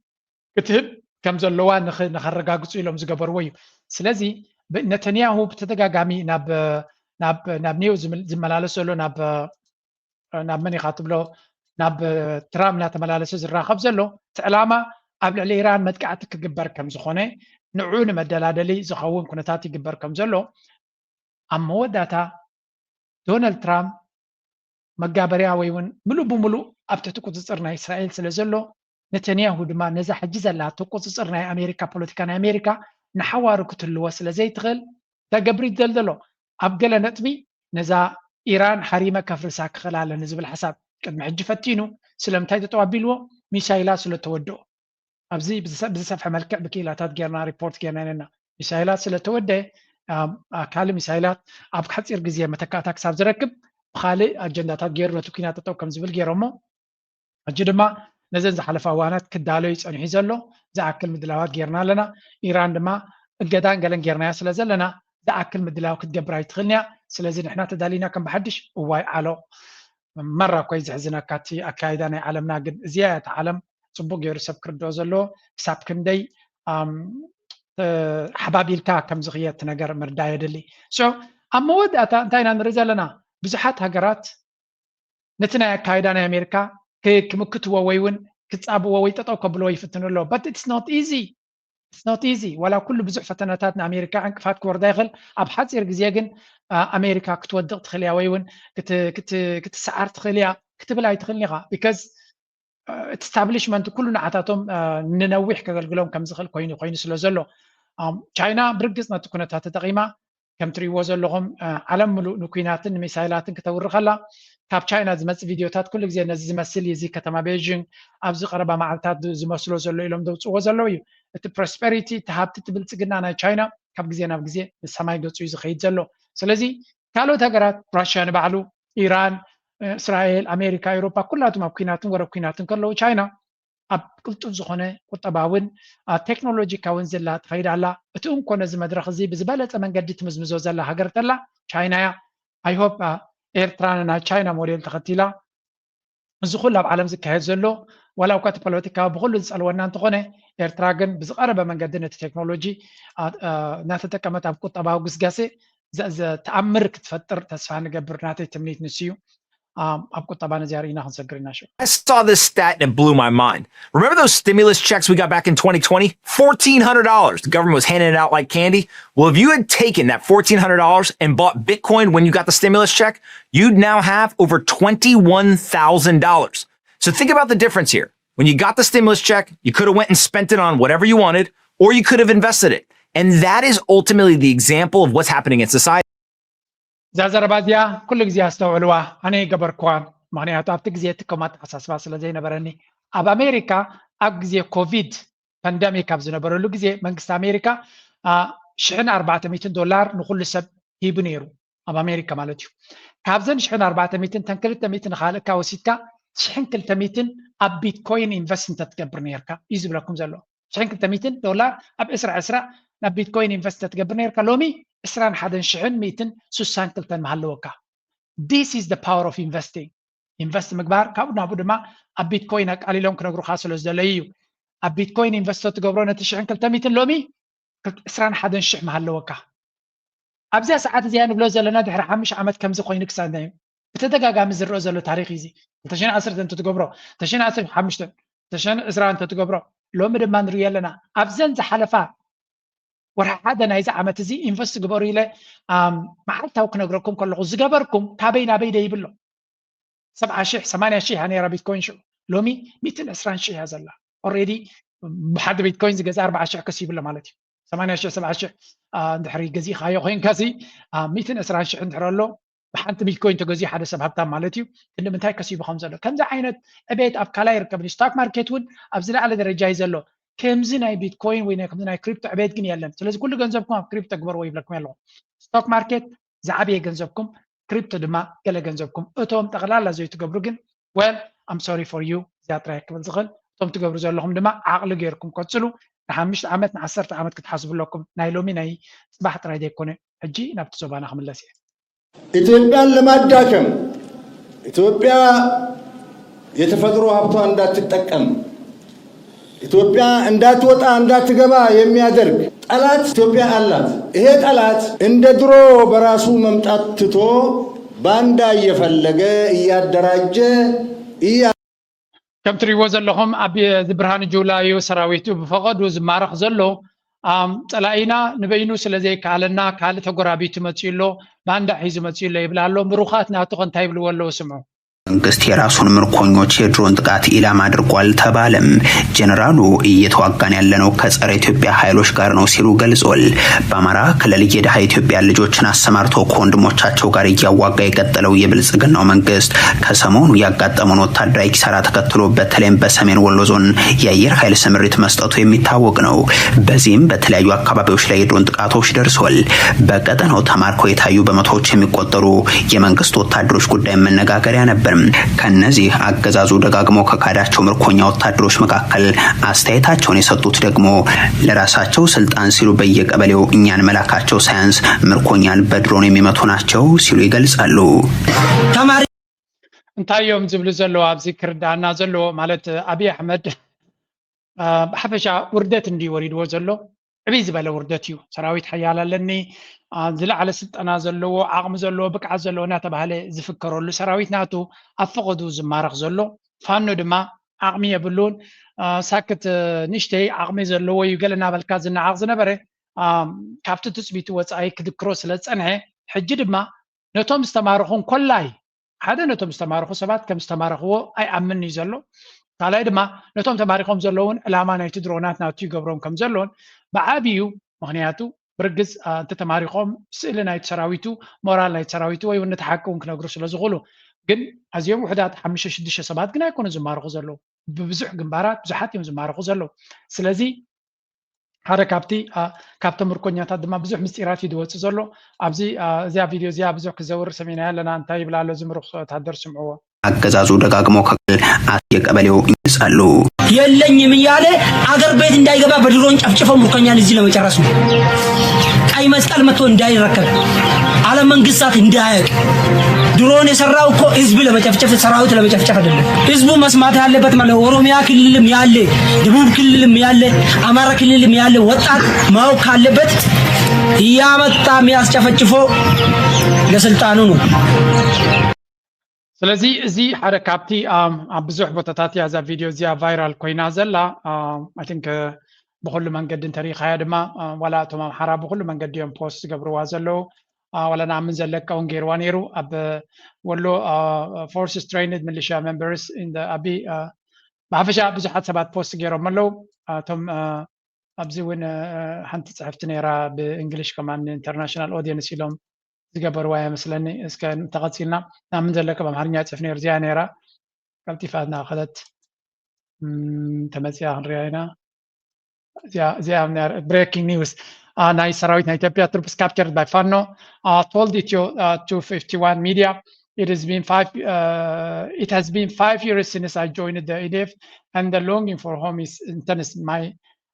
My family misses me daily and I miss them terribly. My son, my father, my ተምሩኻት ክሳዕ ክንደይ ተገዲፎምን ተጓሒፎም ከም ዘለዉ እቲ መንግስቲ ድማ ፈፂምካ ከምዘይ ግደሰሎም ዘሎ እዚ ቪድዮ ኣብ ብዙሕ ክዘውርየ ኣለኹ ናይ ብሓቂ ዘተሓሳስብ እዩ ብርሃኑ ጁላ ምሩኽ ከሎ ኤርትራ ከምኡውን በዓል ባጫ ደበለ ምሩኻት ከሎ ኤርትራ ከመይ ትሕዞም ነይራ እዚኦም ኣይኮነን ኤርትራዊ ንህዝቦም ንናቶም ወታደር ትማሊ እውን ዝክሕዱ ሰባት እዮም ኣብ ኩናት ሰብ ክማረኽ ከም ዝኽእል ክትፈልጥ ክትክእል ኣለካ ናይ ማንም ሃገር ወታደር ክማረኽ ይኽእል እዩ ኩናት ንስኻ ነቲ ከባቢ ስኻ ዘለኻዮ ጥራይካ ትቆፃፀር እምበር ንኩሉ ቦታታት ትቆፃፀር ይትኽእልኒ ኢኻ ስለዚ ንስኻ በዚ ብትክክል ኣብ ድፋዕካና ተታኮስካ ከለኻ ብካልእ ግንባር ዘሎ ኣብ ጎንኻ ዝነበረ ብዝኾነ ይኹን ምክንያት ክእለ ይኽእል ከዝለ ይኽእል ወይ እውን ክመውት እውን ይኽእል ስለዚ ፀላኢ ከኽብበካ ይኽእል እዩ ምምራኽ ዘሎይ ኣካል ናይ ኩናት እዩ ሰብ መሪፁ ይኮነን ዝማረኽ ምክንያቱ ክትቀትሎ ኢልካ ትዋግኦ ዘለኻ ሰብ ክማርኸካ ከሎ ምምራኽ ገዲፉ ክቐትለካ ከም ዝኽእል ግምት ስለ ዘሎ ሰብ ቀልጢፉ ብምርጩ ክማረኽ ኣይደልን እቲ ነገራት ግን ሞት ድሕሸኒ ምምራኽ ምስ በለ በቃ ዕድለ ይርክብ ክማረኽ ስለ ዝብል እዩ ብሓፈሻ እዚ ኣብ ኢትዮጵያ ወሪዱ ዘሎ ኩነታት ናይ ብሓቂ ኣተሓሳሳቢ ኩነታት እዩ ዘሎ እዚ ከምዚ ኢሉ እናሃለዎ ከሎ እቶም ምሁራት ኢና ባህልቲ ናይ ኢትዮጵያ ዝብልዎ ዘሎ ከስማዕክመ ሓንቲ ቪድዮ ኣላ ኣብዚኣ ንዓይ ዝገረመትኒ ከመይ ገይሮም እዮም ዝስፍንዎ እዚ ቪድዮታት ከዓ ይግረም እያ ፖለቲካ የሚያውቀው ግን ቤተሰብ ያሳደገ ማህበረሰብ ነው የሚያውቀው ግን ያው ሊሞት ለታም عينت فيديوهات تم وتحضرات نايبل تقلنا تقبروا فيديو له نبعتهم قصيرهم تي إثيوبيا زلا فتين كاخطر دعنا يتقلنا زلا زهجر زياب كما يكون تاتورينا لنا أنا بحكي مسمن واقع لنا أنا بينا نخيز زلنا انتينا نقبر زلنا ونزرد عنا سبيلنا زيج تولادنا يا محراي أبام حراي خاز واقع زلو ناي إثيوبيا وتحضر كوينو أنصار حزبي واقع زلو جي كبيت تزعنو يزلوهم نتهم سبات مالتي من الباتهم كاب أوروما دمصهم زلو ويم كابت دبوب دمصهم زلو سلنا يا محرا سلو زلوهم كواقولي يقولوا خونو تم تولدتنا يا محرا أكلنا يتسرع إثيوبيا زنبر سرحهم يوميو قل نعم حركة كان استدراخا هرم كبلخا خلو كابز خف نجر فالأخوخ متسكاي كلني كم تري وزلون دما انت قتل كاويو كله خينوهم كم زي عين الفيديو تاع بزعق زي دوت شارك قبروي من برانا كاب دلو بوتا دلي خان خطرهم كبيت سلازخونه سلازي إثيوبيا أكمل كنا تريد خمزلا من البات نشتي كنا يتفانو ريبورت خنوسد ካሴዎች ናቸው የነበሩትኝ በዚሁ በወሎ ግንባር አካባቢ ወደ ውጫሌና እስከ ጊሸን ተለያየን አምባሰላ አካባቢ ጥሩ ስራዎች ተሰርተዋል። ያገዛዙን ሰራዊት አይቀጡ ቅጣት ተቀጥቷል። በየአቅጣጫው እንደምትሰማው በሁሉም በአራቱም ማዕዘን ወታደራዊ ሽንፈት እየደረሰበት ነው ያለው። አጠቃላይ ዘርፈ ብዙ የሆኑ ድሎችን ፋኖ እየተጎናጸፈ ነው ያለው። በጥሩ ሁኔታ ላይ ነው ያለው ትግሉና ሰሞኑን በሁሉም አቅጣጫ ጥሩ ድሎች እየተመዘገቡ ነው። كم نريز لنا تيفانو ولا تكدانهم كتريهم كاللخاون I think to some extent حجكو حدا ناب special forces أريهم كتب لهم تخليقها كجانني ليكم كنت فانو أعتقدم مغلطة عمت أبزر ريبورت 5 كاللغو وتحضروا كدان استخدموا وحدات يوم نيرم مزحتهم سيفيلا كدان كونغو من قال ملنج دي غوبري يوم نيرم لو مجن كسب قصنا مارخون ناقبرو دارجا مدوب سراويت أبز مسلول درجة بس يحمل زلوا كتب تخليقها and this is also the moral nighty سراويت تمكرنا قسمه حيلنا وسده حيلنا دلبي خيط سلازلو تكونتات كاب جزينا بجزي ني أبن جنرالاتون الداخرتناتون ممليسو نابأسو منا كفأمي خيدالو أتوم زحزنو خاجن انتاي بلوس كتوم أناليسيس نايتوبيانو يسعونن يمكن سمعوهم سكبزي ወደ ጦርነት ውስጥ ቢገቡ ምን ሊፈጠር ይችላል ብላችሁ የምታስፈራሩ የትውልድ ልብ የምታዝሩ አካላቶች ጦርነት ማለት መሳሪያ ሲተኮስ አይደለም። ጦርነት ኢኮኖሚ ነው። ኤርትራ በዚህ ጉዳይ ላይ የኢትዮጵያን ኢኮኖሚ በሚያክል መልኩ ጦርነቱን ተቋቁማና ተሸክማ የኢትዮጵያን ፍላጎት ልትቀለብስ የምትችልበት ቁመናና አቋም ላይ አይደለችም። ኤርትራ ብቻ አይደለም ከኤርትራ ጋር ሆነው ይህንን እቅድ ለማስፈጸም የሚሞክሩ ኃይላቶች ቢኖሩ እንደሚሞክሩትም ጭምር የነሱ የሚለው ጉዳይ የመጨረሻው ውጤቱን የሚያሳውቅ ጉዳይ ነው። ኢኮኖሚ ብቻ አይደለም፣ ዲፕሎማሲ ዝሕጂ ኣብ ኢትዮጵያ ምስ ኤርትራ ክዋጉ ዝፍትኑ ኢትዮጵያውያን ታሪክና ኤርትራ ጽቡቅ ገይሮም ስለዘይፈልጥዎን ስለዘይስተውዕሉልን እዮም ትብል ሓንቲ ኢንተርቪው ናይ ፕሬዚደንት ኢሳያስ ኣላ ትዘውር ኣላ ኣብዚ ቀረባ ከም ጻልኩም ኣብ ካልእ ግዜ ሕጂ ይዳለኾን ኣለኹ እምበር ነይራትኒ እያ እንታይ እዩ ዝብል ዘሎ እዚ ሕጂ ኣማነ ፈሊጡ ዝዛረብ ዘሎ እንዲ ድመስል ሻዕብያ ካበይ መፂኡ ናፅነት ረኺቡ ዘይርድኦም ስለ ዝኾኑ ሓቆም እዮም ማለት ካብ ንእስነቶም ብሬን ዎሽ እናገበርካ እንድሕሪ ዕቤኻዮም እቲ ኩንነት ኣብ ባይታ ክርድኦም ስለዘይክእል ከምዚ ዓይነት ህውተታ ክገብሩ ይኽእሉ እዮም ኤርትራ ኣካይዳ ናይ ኤርትራ ጽቡቅ ገይሮም ኣይፈልጥዎን እዮም ማለት ኣብ ባይታ ኤርትራ ተሳዒሩ ይፈልጥን ይበኦም ስለዚ ትማል ድማ ንስያት ሒንዎም ሕጂ እውን በታ ንእሽተይ ፀባብ ርእሶም ክሓስብዎ ከለዉ ነገራት ኣይርድኦምኒ I really hope ንዓታቶም ከረድእ ዝኽእል ዓይነት ቋንቋ ክጥቀም ዝኽእል ሓይሊ ናብኦም ተመፀ ምናልባት ነቲ ናትና ወገን ግን ከረድኦም ዝኽእል እቲ ሰራዊት ናቶም እንታይ ዓይነት ሰራዊት ምዃኑ እንታይ ዓይነት ዓቕሚ ከም ዘለዎን ብርሃነ ልፍዓተይ በኣምሓርኛ እንተዝገብራ እኳ ደስ ምበለኒ እዚኣ ስምዕዋ ኢኮኖሚ እዩ ኣብይ ኣሕመድ ንኤርትራ ይትረፍ ንኤርትራ ስንፋኖ ክስዕረ ይኽእል ስለዚ ናይ ሚድያ ጋጋታ ናይ ትርኢታት ገለ ምናምናት ኣለዉ ኣመረቕኩ ግዛዕብል ጀነራልነት ማዕረግ ሃብኩ ገለ ልብሉ ድራማታት ኣለዉ እዮም ኣብ ባይታ ግን ሰራዊት ኣብይ ኣሕመድ ወይ ከዓ ሰራዊት ብልፅግና ኦሮሞ ንዓሰብ ናይ ምውራር ዓቕሚ የብሉ ተገይሩ ከዓ ይቕርሰም እዩ ኣይኽእልን ኣብ ዝተወሰነ ሰሙናት ቤተ መንግስቱ ክምንጠል እዩ كما تغير او استوسن سمنات حنت عرر لاب ኤርትራ ተተኩሱ حنت ስዳሮ ላብ መሬት ኤርትራ ታአቲው ኣብ ውሽጥ ሰሙናት ምናልባት ነው ውሽጥ ክልተ ወርሒ 4 ኪሎ ቤተ መንግስት ምንጠል ስለዚህ ናይ ምግባር ዓቕሚ ይውል ኣይገብራዩ هم خمسة وانتهي مرقاقة زلو هزنوريو زلنا ناي أبي أحمد ناي موقع عقمي إيكونوميو مورالو دبلوماسيو እዚኣቶም ብምሎ ተደማሚሮም እሱ እዮም ዘሪኢኻ ስለዚ በየና ኢኮኖሚ እዩ ኣብይ ኣሕመድ ንኤርትራ ይትረፍ ንኤርትራስ ንፋኖ ክስዕረ ይኽእል ስለዚ ተዘረባ እዛ ብርሃነ ዝበላያ እቶም ቆሪፆም ከምዚ ገይሮም ፅቡቅ ገይሮም ነቲ ናብ ዝምልከቶ ዝሰድዎ ዘለዉ ድማ ከም ዓብይ ኣበርክቶ እዩ ዝርያነ ምክንያቱ ነዋሕቲ ኢንተርቪዋት ስለዝኾነ ነቲ ኢንተርቪዋት ንሕና ከምኡ ንገብር እንዲና ብዙሕ ግዜ ካብቲ ነዊሕ ኢንተርቪው ቆሪፅካ እቲ ኣገዳሲ ነገር ናብ ሸር ክትገብር ምፍታን ግን ሪሊ ሆፕ ሓደ ግዜ እዚ ሚድያ እዚ ኣብ ኤርትራ ሓደ 10 ሰብ ዝናትና ሚድያ ማለት እዩ እንድሕር ዕድመ ሂብና ሓደ 10 ተምሃሮ ናይ ማይ ነፍሒ ቆፂርና ነዚ ሓበሬታ ዝክሰርሑልና ንምነ ሓደ ግዜ ኣይደኖ ድሕሪ 10 ዓመት ድዩ 10 ዓመት ተኮይኑስ ኣነ ንባዕለ ሚድያ ክልል ይኮንኩን ኢለ ዝኣምን ግን ኣብ ተወሰነ ግዜ መንእሰያት ናይ ኤርትራ ከም ድሌቶም ክሰርሑላ ኣብ ዝኽእሉ ኢንተርነት ምስ ኣተወ ካብ ውሽጢ ዓዲ እውን ክሰርሑልና ምኻሉ ነቲ ሓገዝ ክሰርሕዎ ምኻሉ ግን ኣብዚ ሕጂ እዋን ኣብ ኮሚያ ኣለና ብሓፈሻ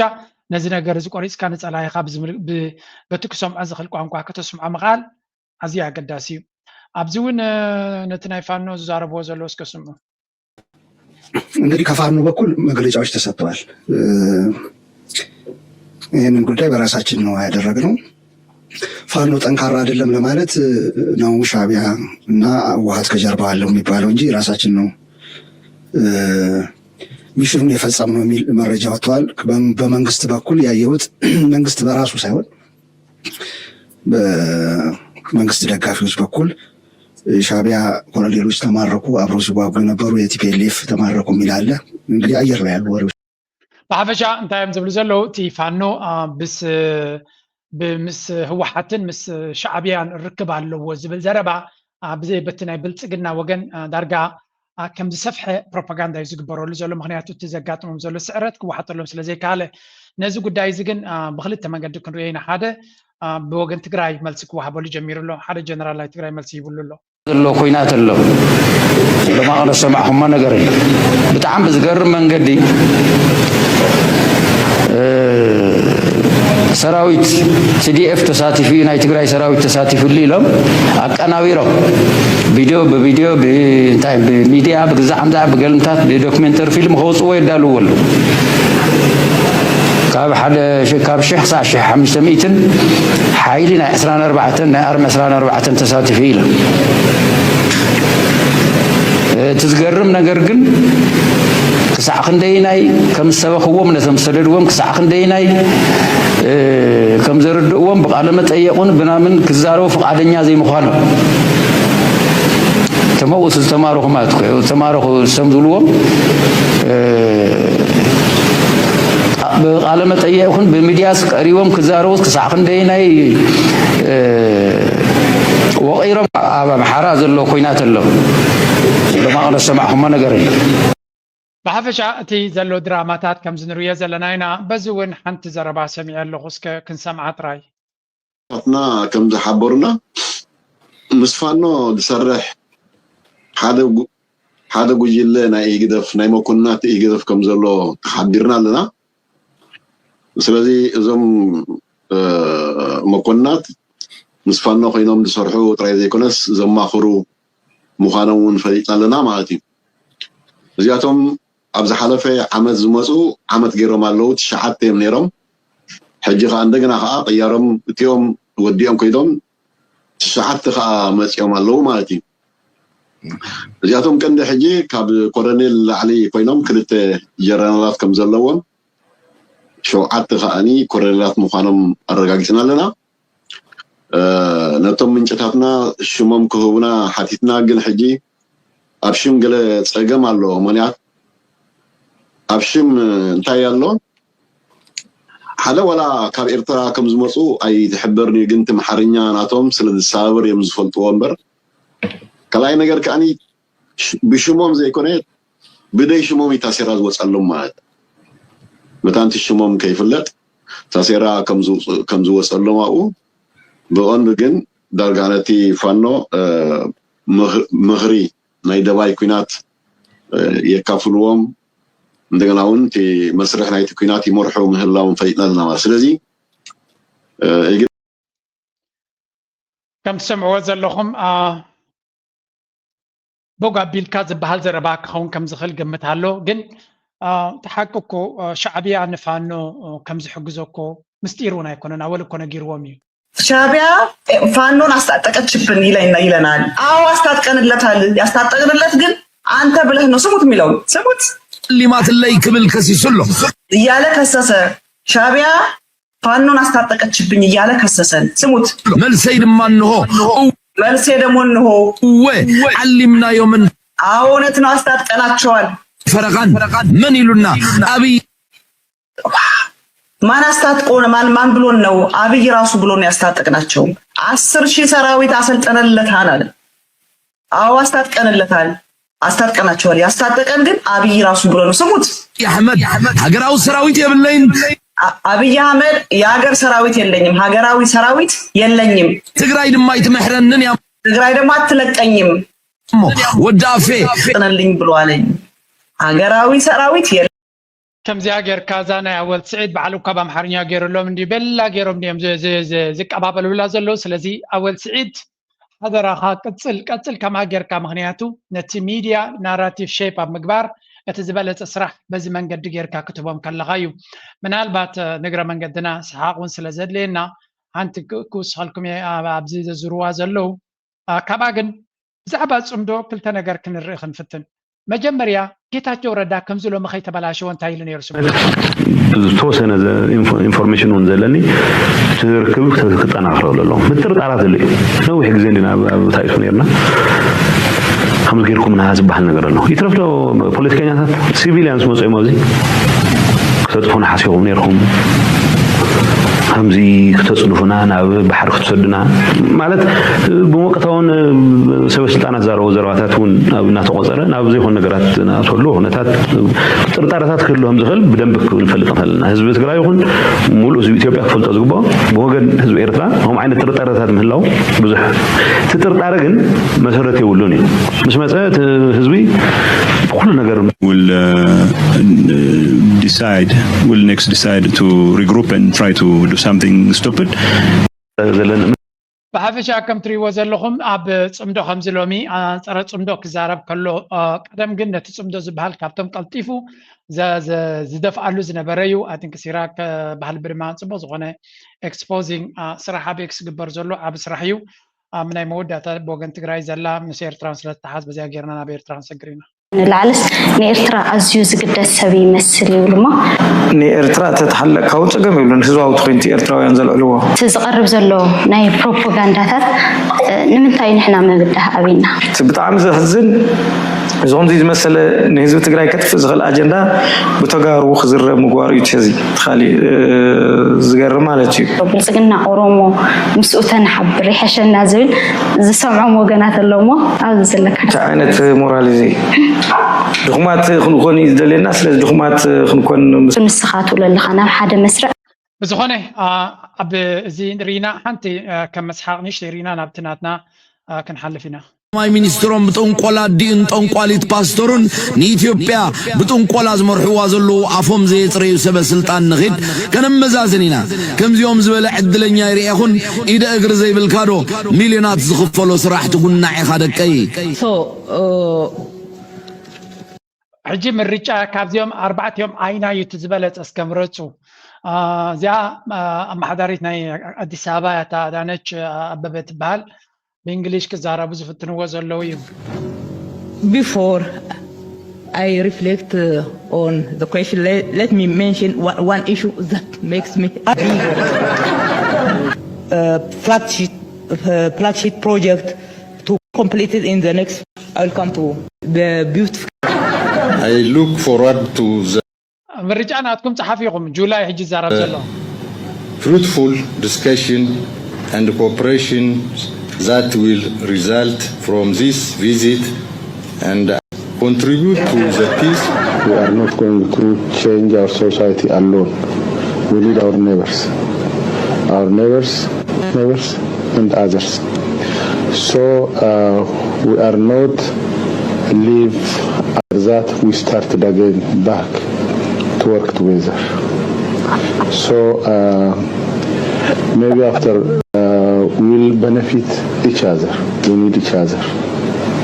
because we know national level road length is increased from 37,000 2002-3 to 100,000 2011-12.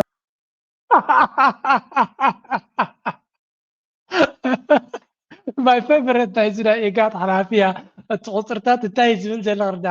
Density increased from 33.65 km per thousand in 2002-3 to 90.9 km per thousand in 2011-12.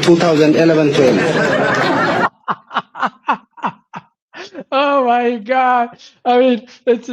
بحكي ده ساقن دي جدا بس إني حرارة زي مسح كايساني ليه أمثلكم زلهم.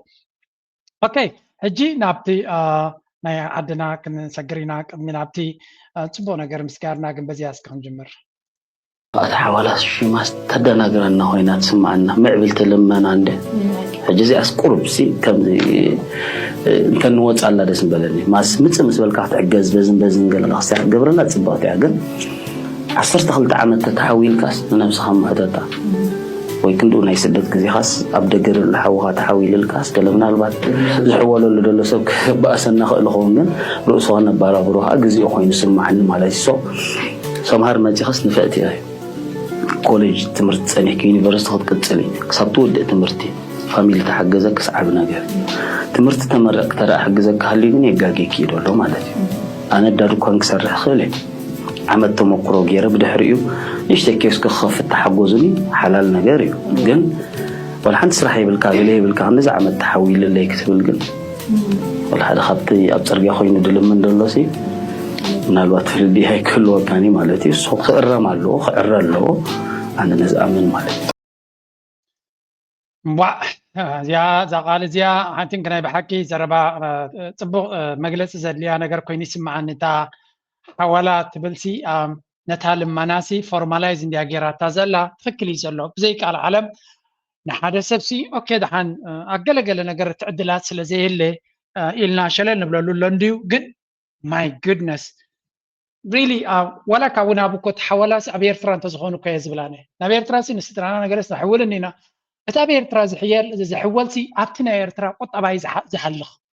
إذا أبقى العالم زحول زول جنزب كخن من تاي جنزب أكال هجرات كباين هجر تحولا السبب يرترا نخنا برزدلين أبقى الهجر زدلين النبي نسلوز غني نجز أخرايم نقوله تبعي له بزوجتي عبد كال هجرات زحول كويني سمعني ويستانه كعبد سمع عمر أنا كوقت زراعة بيرترا سلزلونا يرترايتي حولاناتي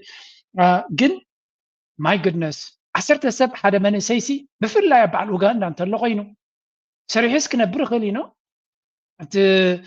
تحولات بزل لخاص ولا وهلي الكاس قال لنا جبر كتب لوسي أي كعلم ديو عقل خاد سمع كواس ولا تسرح كاكو تتروح بدأ جنزب سترقم زي باللغينو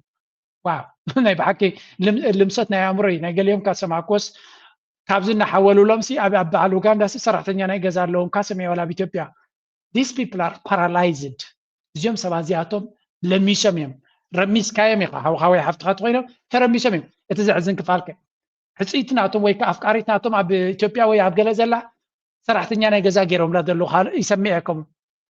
واو سمعنا قوم مسياس صراحة يعني خابز قبر لا تيود مزقفها I don't know but this is really زحزني جن إزي عبد الجزور اللي بكلا هنرخ لنا أو وش زور لما نسي كان تاي مسل سكن اسمع كولا بليت غاب بباتر تخيل ماليتي تاروكيت كبغميت ونجف انتين لارما زاروكيت سست عقد السفالات اللوا زوم كفالات زيوم هيد بحال زا هيد نفاس نخيد نزاروكيت يتقما مالتي نابزيا تخيدنا زين كنت ازنا بزيا زلوا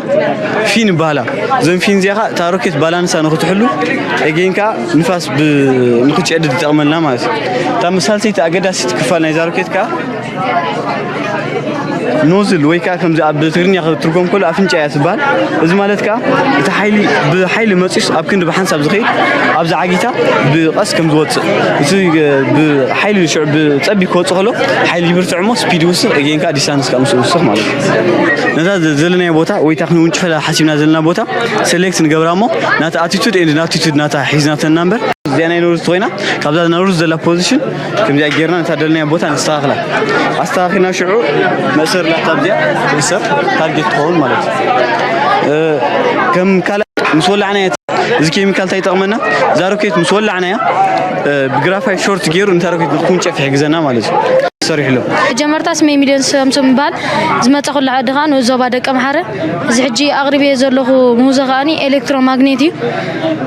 መጀመርታ ዝኾነ መኪና ብናፍታ ይኹን ቤንዚን ብዝተፈላለዩ ነገራት ያፈስስት ያ ትኸይድ እዛ አና አቅርቤ ዘለኹ ግን ብፀሓይ ትኸይድ ማለት እዩ ብቀትሪ ብፀሓይ ክትከይድ ኮላ እዚ ቪድዮ ትሪእዎ ዘለኹም ካብ ሪሊንክ ይመፅኡ ሪሊንክ ሲ ካብዛ ኩርሲ ሓፊለ የቀኒየልና ነዚ ዝገበርኩምና ይብሎም ኣለኹ ስለምታይ እዞም ህፃናት እዚኣቶም ሚድያ ኣብ ተራይ ዘለዎ ነዞም ህፃናት እዚኣቶም ኣብ ደቀ ማሕረድያ ብገለ ይሰርሕዎ እንተለው ማንም ክሪኦ ይክእልኒ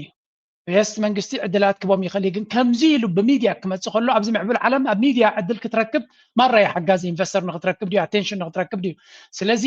ነዚ ቦታ እዚ ኣብ ዘለዎ ቦታ ቀዲሖም ናብ ህዝቢ ዘምፅዎ ዘለው ዓብ ስራሕ ትሰርሑ ኣለኹም ኣምላኽ ነቲ ትኸድዎ ዘሎ ጉዕዞ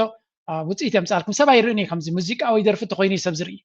መብዛሕትኡ ግዜ ስለዚ ዋጋ ከፊሎም ስለ ዝገብርዎ ዘለው ዓብ ሓገዝ ሰብስክራይብ ጌርኩም ደግፍዎም ኣተባብዕዎም ብፍላይ ከምዚ ክገብሩ ከለዉ ተፀሚምና ንርኣዮም እንታን ሕልፍ ሕልፍ ዘብላ ዘለኹ ኣብ ከይድኩም ስምዕዎ ቨሪ ኢንትረስቲንግ ቪድዮ ስለ ዝኾነ ከም ንሪኦ ዘለና ናይ ብሓቂ እቲ ክሬቲቪቲ ኣብ ፋሽን ኣብዚ ናይ ኢኖቬሽን ኣብ ክሬቲቪቲ ዘሎ ኩነታት ናይ ብሓቂ ተስፋ ዝህብ እዩ ከምዚ ኢሉ ዝቕፅል ዘሎ እዞም ህፃናት እዚኣቶም ቅድሚ 5 ዓመት ከምዚኦም ዝነበሩ ህፃናት ሎሚ ኣብ ከመይ ኩነታት ኣለው ምክትታል ማለት እቲ ዘቕርብዎ ሓሳባሲ ከም ሓሳብ ኮይኑ ጥራይ ዲ ወይስ ናብ ትግባረ ክኸይድ ይኽእል ኣነ እንታይ ኢለ ኮሜንት ፅሒፈሎም ኣለኹ መፃኢት ናይ ኤርትራ ኣብ ደቃ እዩ ክበሃል ከሎ እዚ ንሪኦ ዘለና እዩ መፃኢና ኣብዚኦም እዩ ዝምርኮስ እዞም ህፃናት እዚኣቶም መብዛሕትኡ ግዜ ህፃን እዩ በሊሕ ሓሳብ ሒዙ ዝመፅእ ምክንያቱ እዚ ይከውን እዩ እዚ ይከውን እዩ እዚ ይከውን እዩ ምሽ ብላካ ትሰብ ተስፋ ትቆርጥ ኢኻ ህፃናት ግን ከምኡ ይስምዖምኒ ኩሉ ነገር ዝከኣል እዩ ዝመስሎ ስለዚ ነቲ ናይ ህፃን ባህሪ ናይ ፈጠራውነት ምስቲ ቀረባት ናይ ፀጋታት ወላቲ መንግስቲ ኤርትራ ምስ ዘለዎ ሕፅረታት ነዞም ህፃናት እዚኣቶም ነዞም በላሕቲ ጥራይሲ ፍሉይ ወርክሾባት ገይሩ ኣባቶም ክምዕብልሉ ዝኽእሉ ዕድላት ይህሉ ኸውን እዩ ካብ ዜሮ ተበጊሶም ከምዚ ኢሎም ክመፅኡን ኣይመስለንን ኣነ ብሓፈሻ ግን እዞም ህፃናት እዚኣቶም ዝበግስዎ ዘለዉ ሓሳባት ንኣብነት እዚ ናይ ሮኬታት ገለ ዝብል ዘሎ ምክልኻል ወሲዱ ይገብሮ ኸውን እዩ ኣነ ግምት ናተይ ማለት ኣነ ጥራይ ማንም ሰብ ክሓስቦ ዝኽእል ስለ ዝኾነ ምክልኻል ናቱ ናይ ኢንዱስትሪ ናይ ኣፅዋር ገይሩ ንዓታቶም ወሲዱ ብፍላይ እዚ ናይ ወታደራዊ ቴክኖሎጂስ ወሲድካ ከመይ ጌርካ ኣብ ባይታ ከተሰጋግሮ ትኽእል ካብቲ ካልኦት ምናልባት ካብ በዓል ቻይና ዲገለ ኤክስፐርት ኣምፂኻ ድማ ነዚ ሒዞሞ ዘለዉ ከመይ ገይሮም ኣብ ስልጡን ዝኾነ ፕሮጀክታት ከሰጋግርዎ ይኽእሉ ስለዚ ኣነ ነዚ ኩነታት እዚ እቲ መንግስቲ ኤርትራ ዝዓረ ቆላሕታ ሂቡ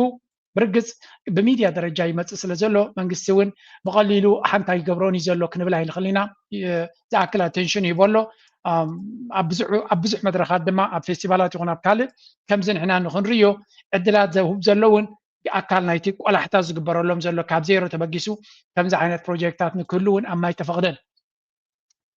ሎንግ ስቶሪ ሾርት ነቲ ዛንታ ሕፅር ኣቢልና እስከ ንእሽተይ ከስማዕኩም ከምኡውን ኣብ ግዜ ቀትሪ ባትርና ካብ ናይ ኤሌክትሮኒክስ ኬና ኣብ 5 ብ10 ንመልኣ ብፀሓይ መገዲ ብፀሓይ ውፅዓት ክንመልኦ ንኽእል ኢና ከምኡውን እዚ ባትሪ መሊኡ ኣይመሊኡ ኣገልግሎት ዘይክህብ ይኽእል እዩ ቀጣ እዚኣ ካብ ፀሓይ ከም ዝሰርሓልና ክንገብር ንኽእል ኢና ማለት እዩ እዚ ሓሳብ እዚኣ ኣዴታትና ክለውሳ ከለዋ ገሌን ድን ክብላ ከለዋ ገለስ እዚኣ ትሪያ ዘለኹ ድማ ዒላ ምስ ተኳዕተሲ እቲ ሓመድ ናቱ ምስ ኳዕቶስ ብስካላ ደይቦም የውርድዎ እቲ እንደልዮ ዘለና ሓመድ ወይ ድማ እቶም ነደይቦም ዘለና ሰባት ከምዚ ጌርና ኣብዚ ቦታ እዚ ብምስቃል ክነደይቦም ወይ ድማ ክንወርዶም ንኽእል ማለት እዩ እዚ ስፒዳ ድማ ክጎድል እዩ ምክንያቱም ፅዕነት ክትፀዓን ኮላ ተናታ ስፒድ ክጎድለልና እዩ ማለት እዩ ክንደይ ክፍሊ እዮም ዝመሃሩ ከወደይ ምቁራት ናይ ብሓቂ ደስ ክብሉካ ዋላ ትምልከትናቶም ስፒድ እጅና ኣምነፅ ብዙሕ ሰብ ከይፈልጥ ኽእል ፍጥነትናታ ማለት እዩ ስለዚ ክንዲ ምንታይ ምስቲ ሌተስት ሰብ ቴክኖሎጂ ዝሰርሕ ተኮይኑ ብዙሕ ግዜ ቋንቋ እንግሊሽ ንክጥቀም ይግደድ እዩ ምክንያቱ ፊዚክስ እንድሕር ኮይኑ ዝጥቀም ዘሎ ወይ እውን ኬሚስትሪ ወይ እውን ካልእ ናይ ቴክኖሎጂ ብእንግሊሽ ስለ ዘንብብዎ መብዛሕትኡ ግዜ ናብ እንግሊሽ ዝወስዶም ዘሎ እዩ ዲስ ኢስ ጂኒየስ ነዚኦም ሰባት እዚኣቶም ኣይ ሪሊ ሆፕ ድሕሪ 5-6 ዓመታት እዚኦም ሰባት እዚኣቶም ነቲ ኢንዱስትሪ ናይ ኤርትራ ኣብ ምቕላስ ዓብ ግደ ክፃወቱ ዝኽእሉ እዮም ንኣሽቱ ኢልካ ዘነዓቕ ነገር የለን እዚኣቶም ሓሳብ ኣንቂዶሞ ዘለዉ ናብ ባይታ ክትግበረሉ ዝኽእል ኩልና ክንጉስጉሰሉ ዘለና ኢና ርኢኻ ወቃ በቃ ብጣዕሚ ፅቡቕ ያ ንፍዓት እዮም ኤርትራ ኢልካ ምሕላፍ ኣብዚ ቻነል እቲ ዝቐለለ ኢና ግን ኣነ ከዓ ነቶም ኣብ ኤርትራ ዘሎ ዝከታተሉ ክገብሩ ዝኽእሉ ዓቕሚ ዘለዎም መንግስቲ ጥራይ ዘይኮነ ግለሰባት ትካላት ኣለዎ ገለ ነዞም ሰባት እዚኣቶም ስፖንሰርሺፕ ገይሮም ድዮም ካልእ ክሕግዝዎም እውን ፃውዒት ንገብር ማለት እዩ ምክንያቱ ዓቕሚ ናይ ሰብ እዞም ቆልዑ እዚኦም ተተባቢዕካዮም ናብ ዝለዓለ ደረጃ ክበፅሑ ይኽእሉ እዮም ትካላት እንተዘለዋ ኣብ ኤርትራ ናይ ኣብነት ናይ ብሕቲ ትካላት ናይ ኢንጂነሪንግ ናይ ገለ ነዚኦም እናተጓያይካ ኢኻ ትሕዞም ታለንት እዩ እዚ ታለንት ሒዝካ ድማ ታለንት እዩ ዘዕውተካ ፅባሕ ንጎ ብሓፈሻ I'm really happy ነዚ ኩነታት ክርኢ ከለኹ ኣብ መወዳእታ ናብ ምሳኻትኩም ምናልባት ሼር ክገብራ ዝደሊ እዛ ትሪእዋ ዘለኹም You may discover the Dahlak archipelago off the coast of Eritrea. Being part of Eritrea, a country with the Dahlak archipelago is not very touristic despite its obvious beauty. It consists of more than 100 islands, of which only 3 are permanently inhabited. All of them can be reached via the port of Massawa, the largest town on the nearby mainland. Boats cross first to the largest island, Dahlak Kebir, from where you can continue on to the other 2 inhabited islands despite its obvious. ኣነስ ሓደ ግዜ ሲ እዚ ሃገርና ስንበርዶ ናይ ብሓቂ ህዝብና ሲ ፅቡቅ ገይሩ ኣስተማቒርዋ ኣሎ እቲ ፅባቐ ናታን እቲ ካልእ ኩነታታን ሲ I'm really continuously being shocked እቲ ፅባቐ ናይዚ ሃገርና ሓቆም እዮም ሃረምረም ከብሎም ክንዲዚ ፀጋታት ዘለዋ ሃገር እዚ ሲ በዓል እኳ ቱሪዝም ዳህላክ ጥራይ ሲ ኣብቲ ከባቢ ዘሎ ቦታ ሲ ቱሪዝም ናይ ኤርትራስ ክንዲ ምንታይ ፖቴንሻል ከም ዘለዎ ምፍላጥ የድሊ ስለዚ ደገ ዘለኻ ኤርትራዊ ኣብ ውሽጢ ዘለዉ እኳ ይሰርሑላ ኣለዉ ደገ ዘለኻ ኣብ ዝኾነ ዓለም ትካል ክትገብር ትሓስብ ዘለኻ ቲንክ ኣብ ዓድኻ ክትገብሮ ትኽእል ቢካዝ the potential ኣብዚ ዝረኣየካ እቲ ፀጋ ኣብዚ ዘሎ እዚ ናይ ቱሪዝም ናይ ሪዞርትስ ናይ ገለመለ ማሲቭ ስዑድያ በቲ ዘላቶ ትግዝግዝተላ ግብፂ ትግዝግዝተላ ጎረቤትና ኢትዮጵያ እውን ንዘላለም ኣብ ውጋእ ይነብር ንኸውን ሱዳን ምስ ዘለና ፍልልያት we have such ህዝቢ ኤርትራ ሳብ ፅቡቅ ክነብር ክንብል ከለና ካብ ስምዒት ዘይኮነ ኣብ ባይታ ንሪኦ ዘለና ፀጋታት እዩ እዚ ፀጋታት እዚ ውሑስ ሃገር ዝተረጋጋ ሃገር ምስ ኮነ ብቐሊሉ ናብ ቁጠባ ክትቅይሮ ትኽእል ስለ ዝኾነ ሓደራኹም ንሃገርኩም ፅባቐ ናተፈሊጥኩም ከመይ ጌርና ነማዕብላ ዝብል ኩልና ርዒምና ናብኡ ክንሰርሕ ነዞም ህፃናት ቅድሚት ዝረኣናዮም ድማ ኣምላኽ ይሓግዞም ንሕና ድማ ከነተባብዖም ናይ ሎማ ርዕስ ኣብ ዝኹዴ ላይክ ግበሩ ሼር ግበሩ ርእቶኹምን ሓሳብኩምን ግለፁ እናበልኩ ምዛ ጥዕምቲ ደርፊ ክገድፈኩም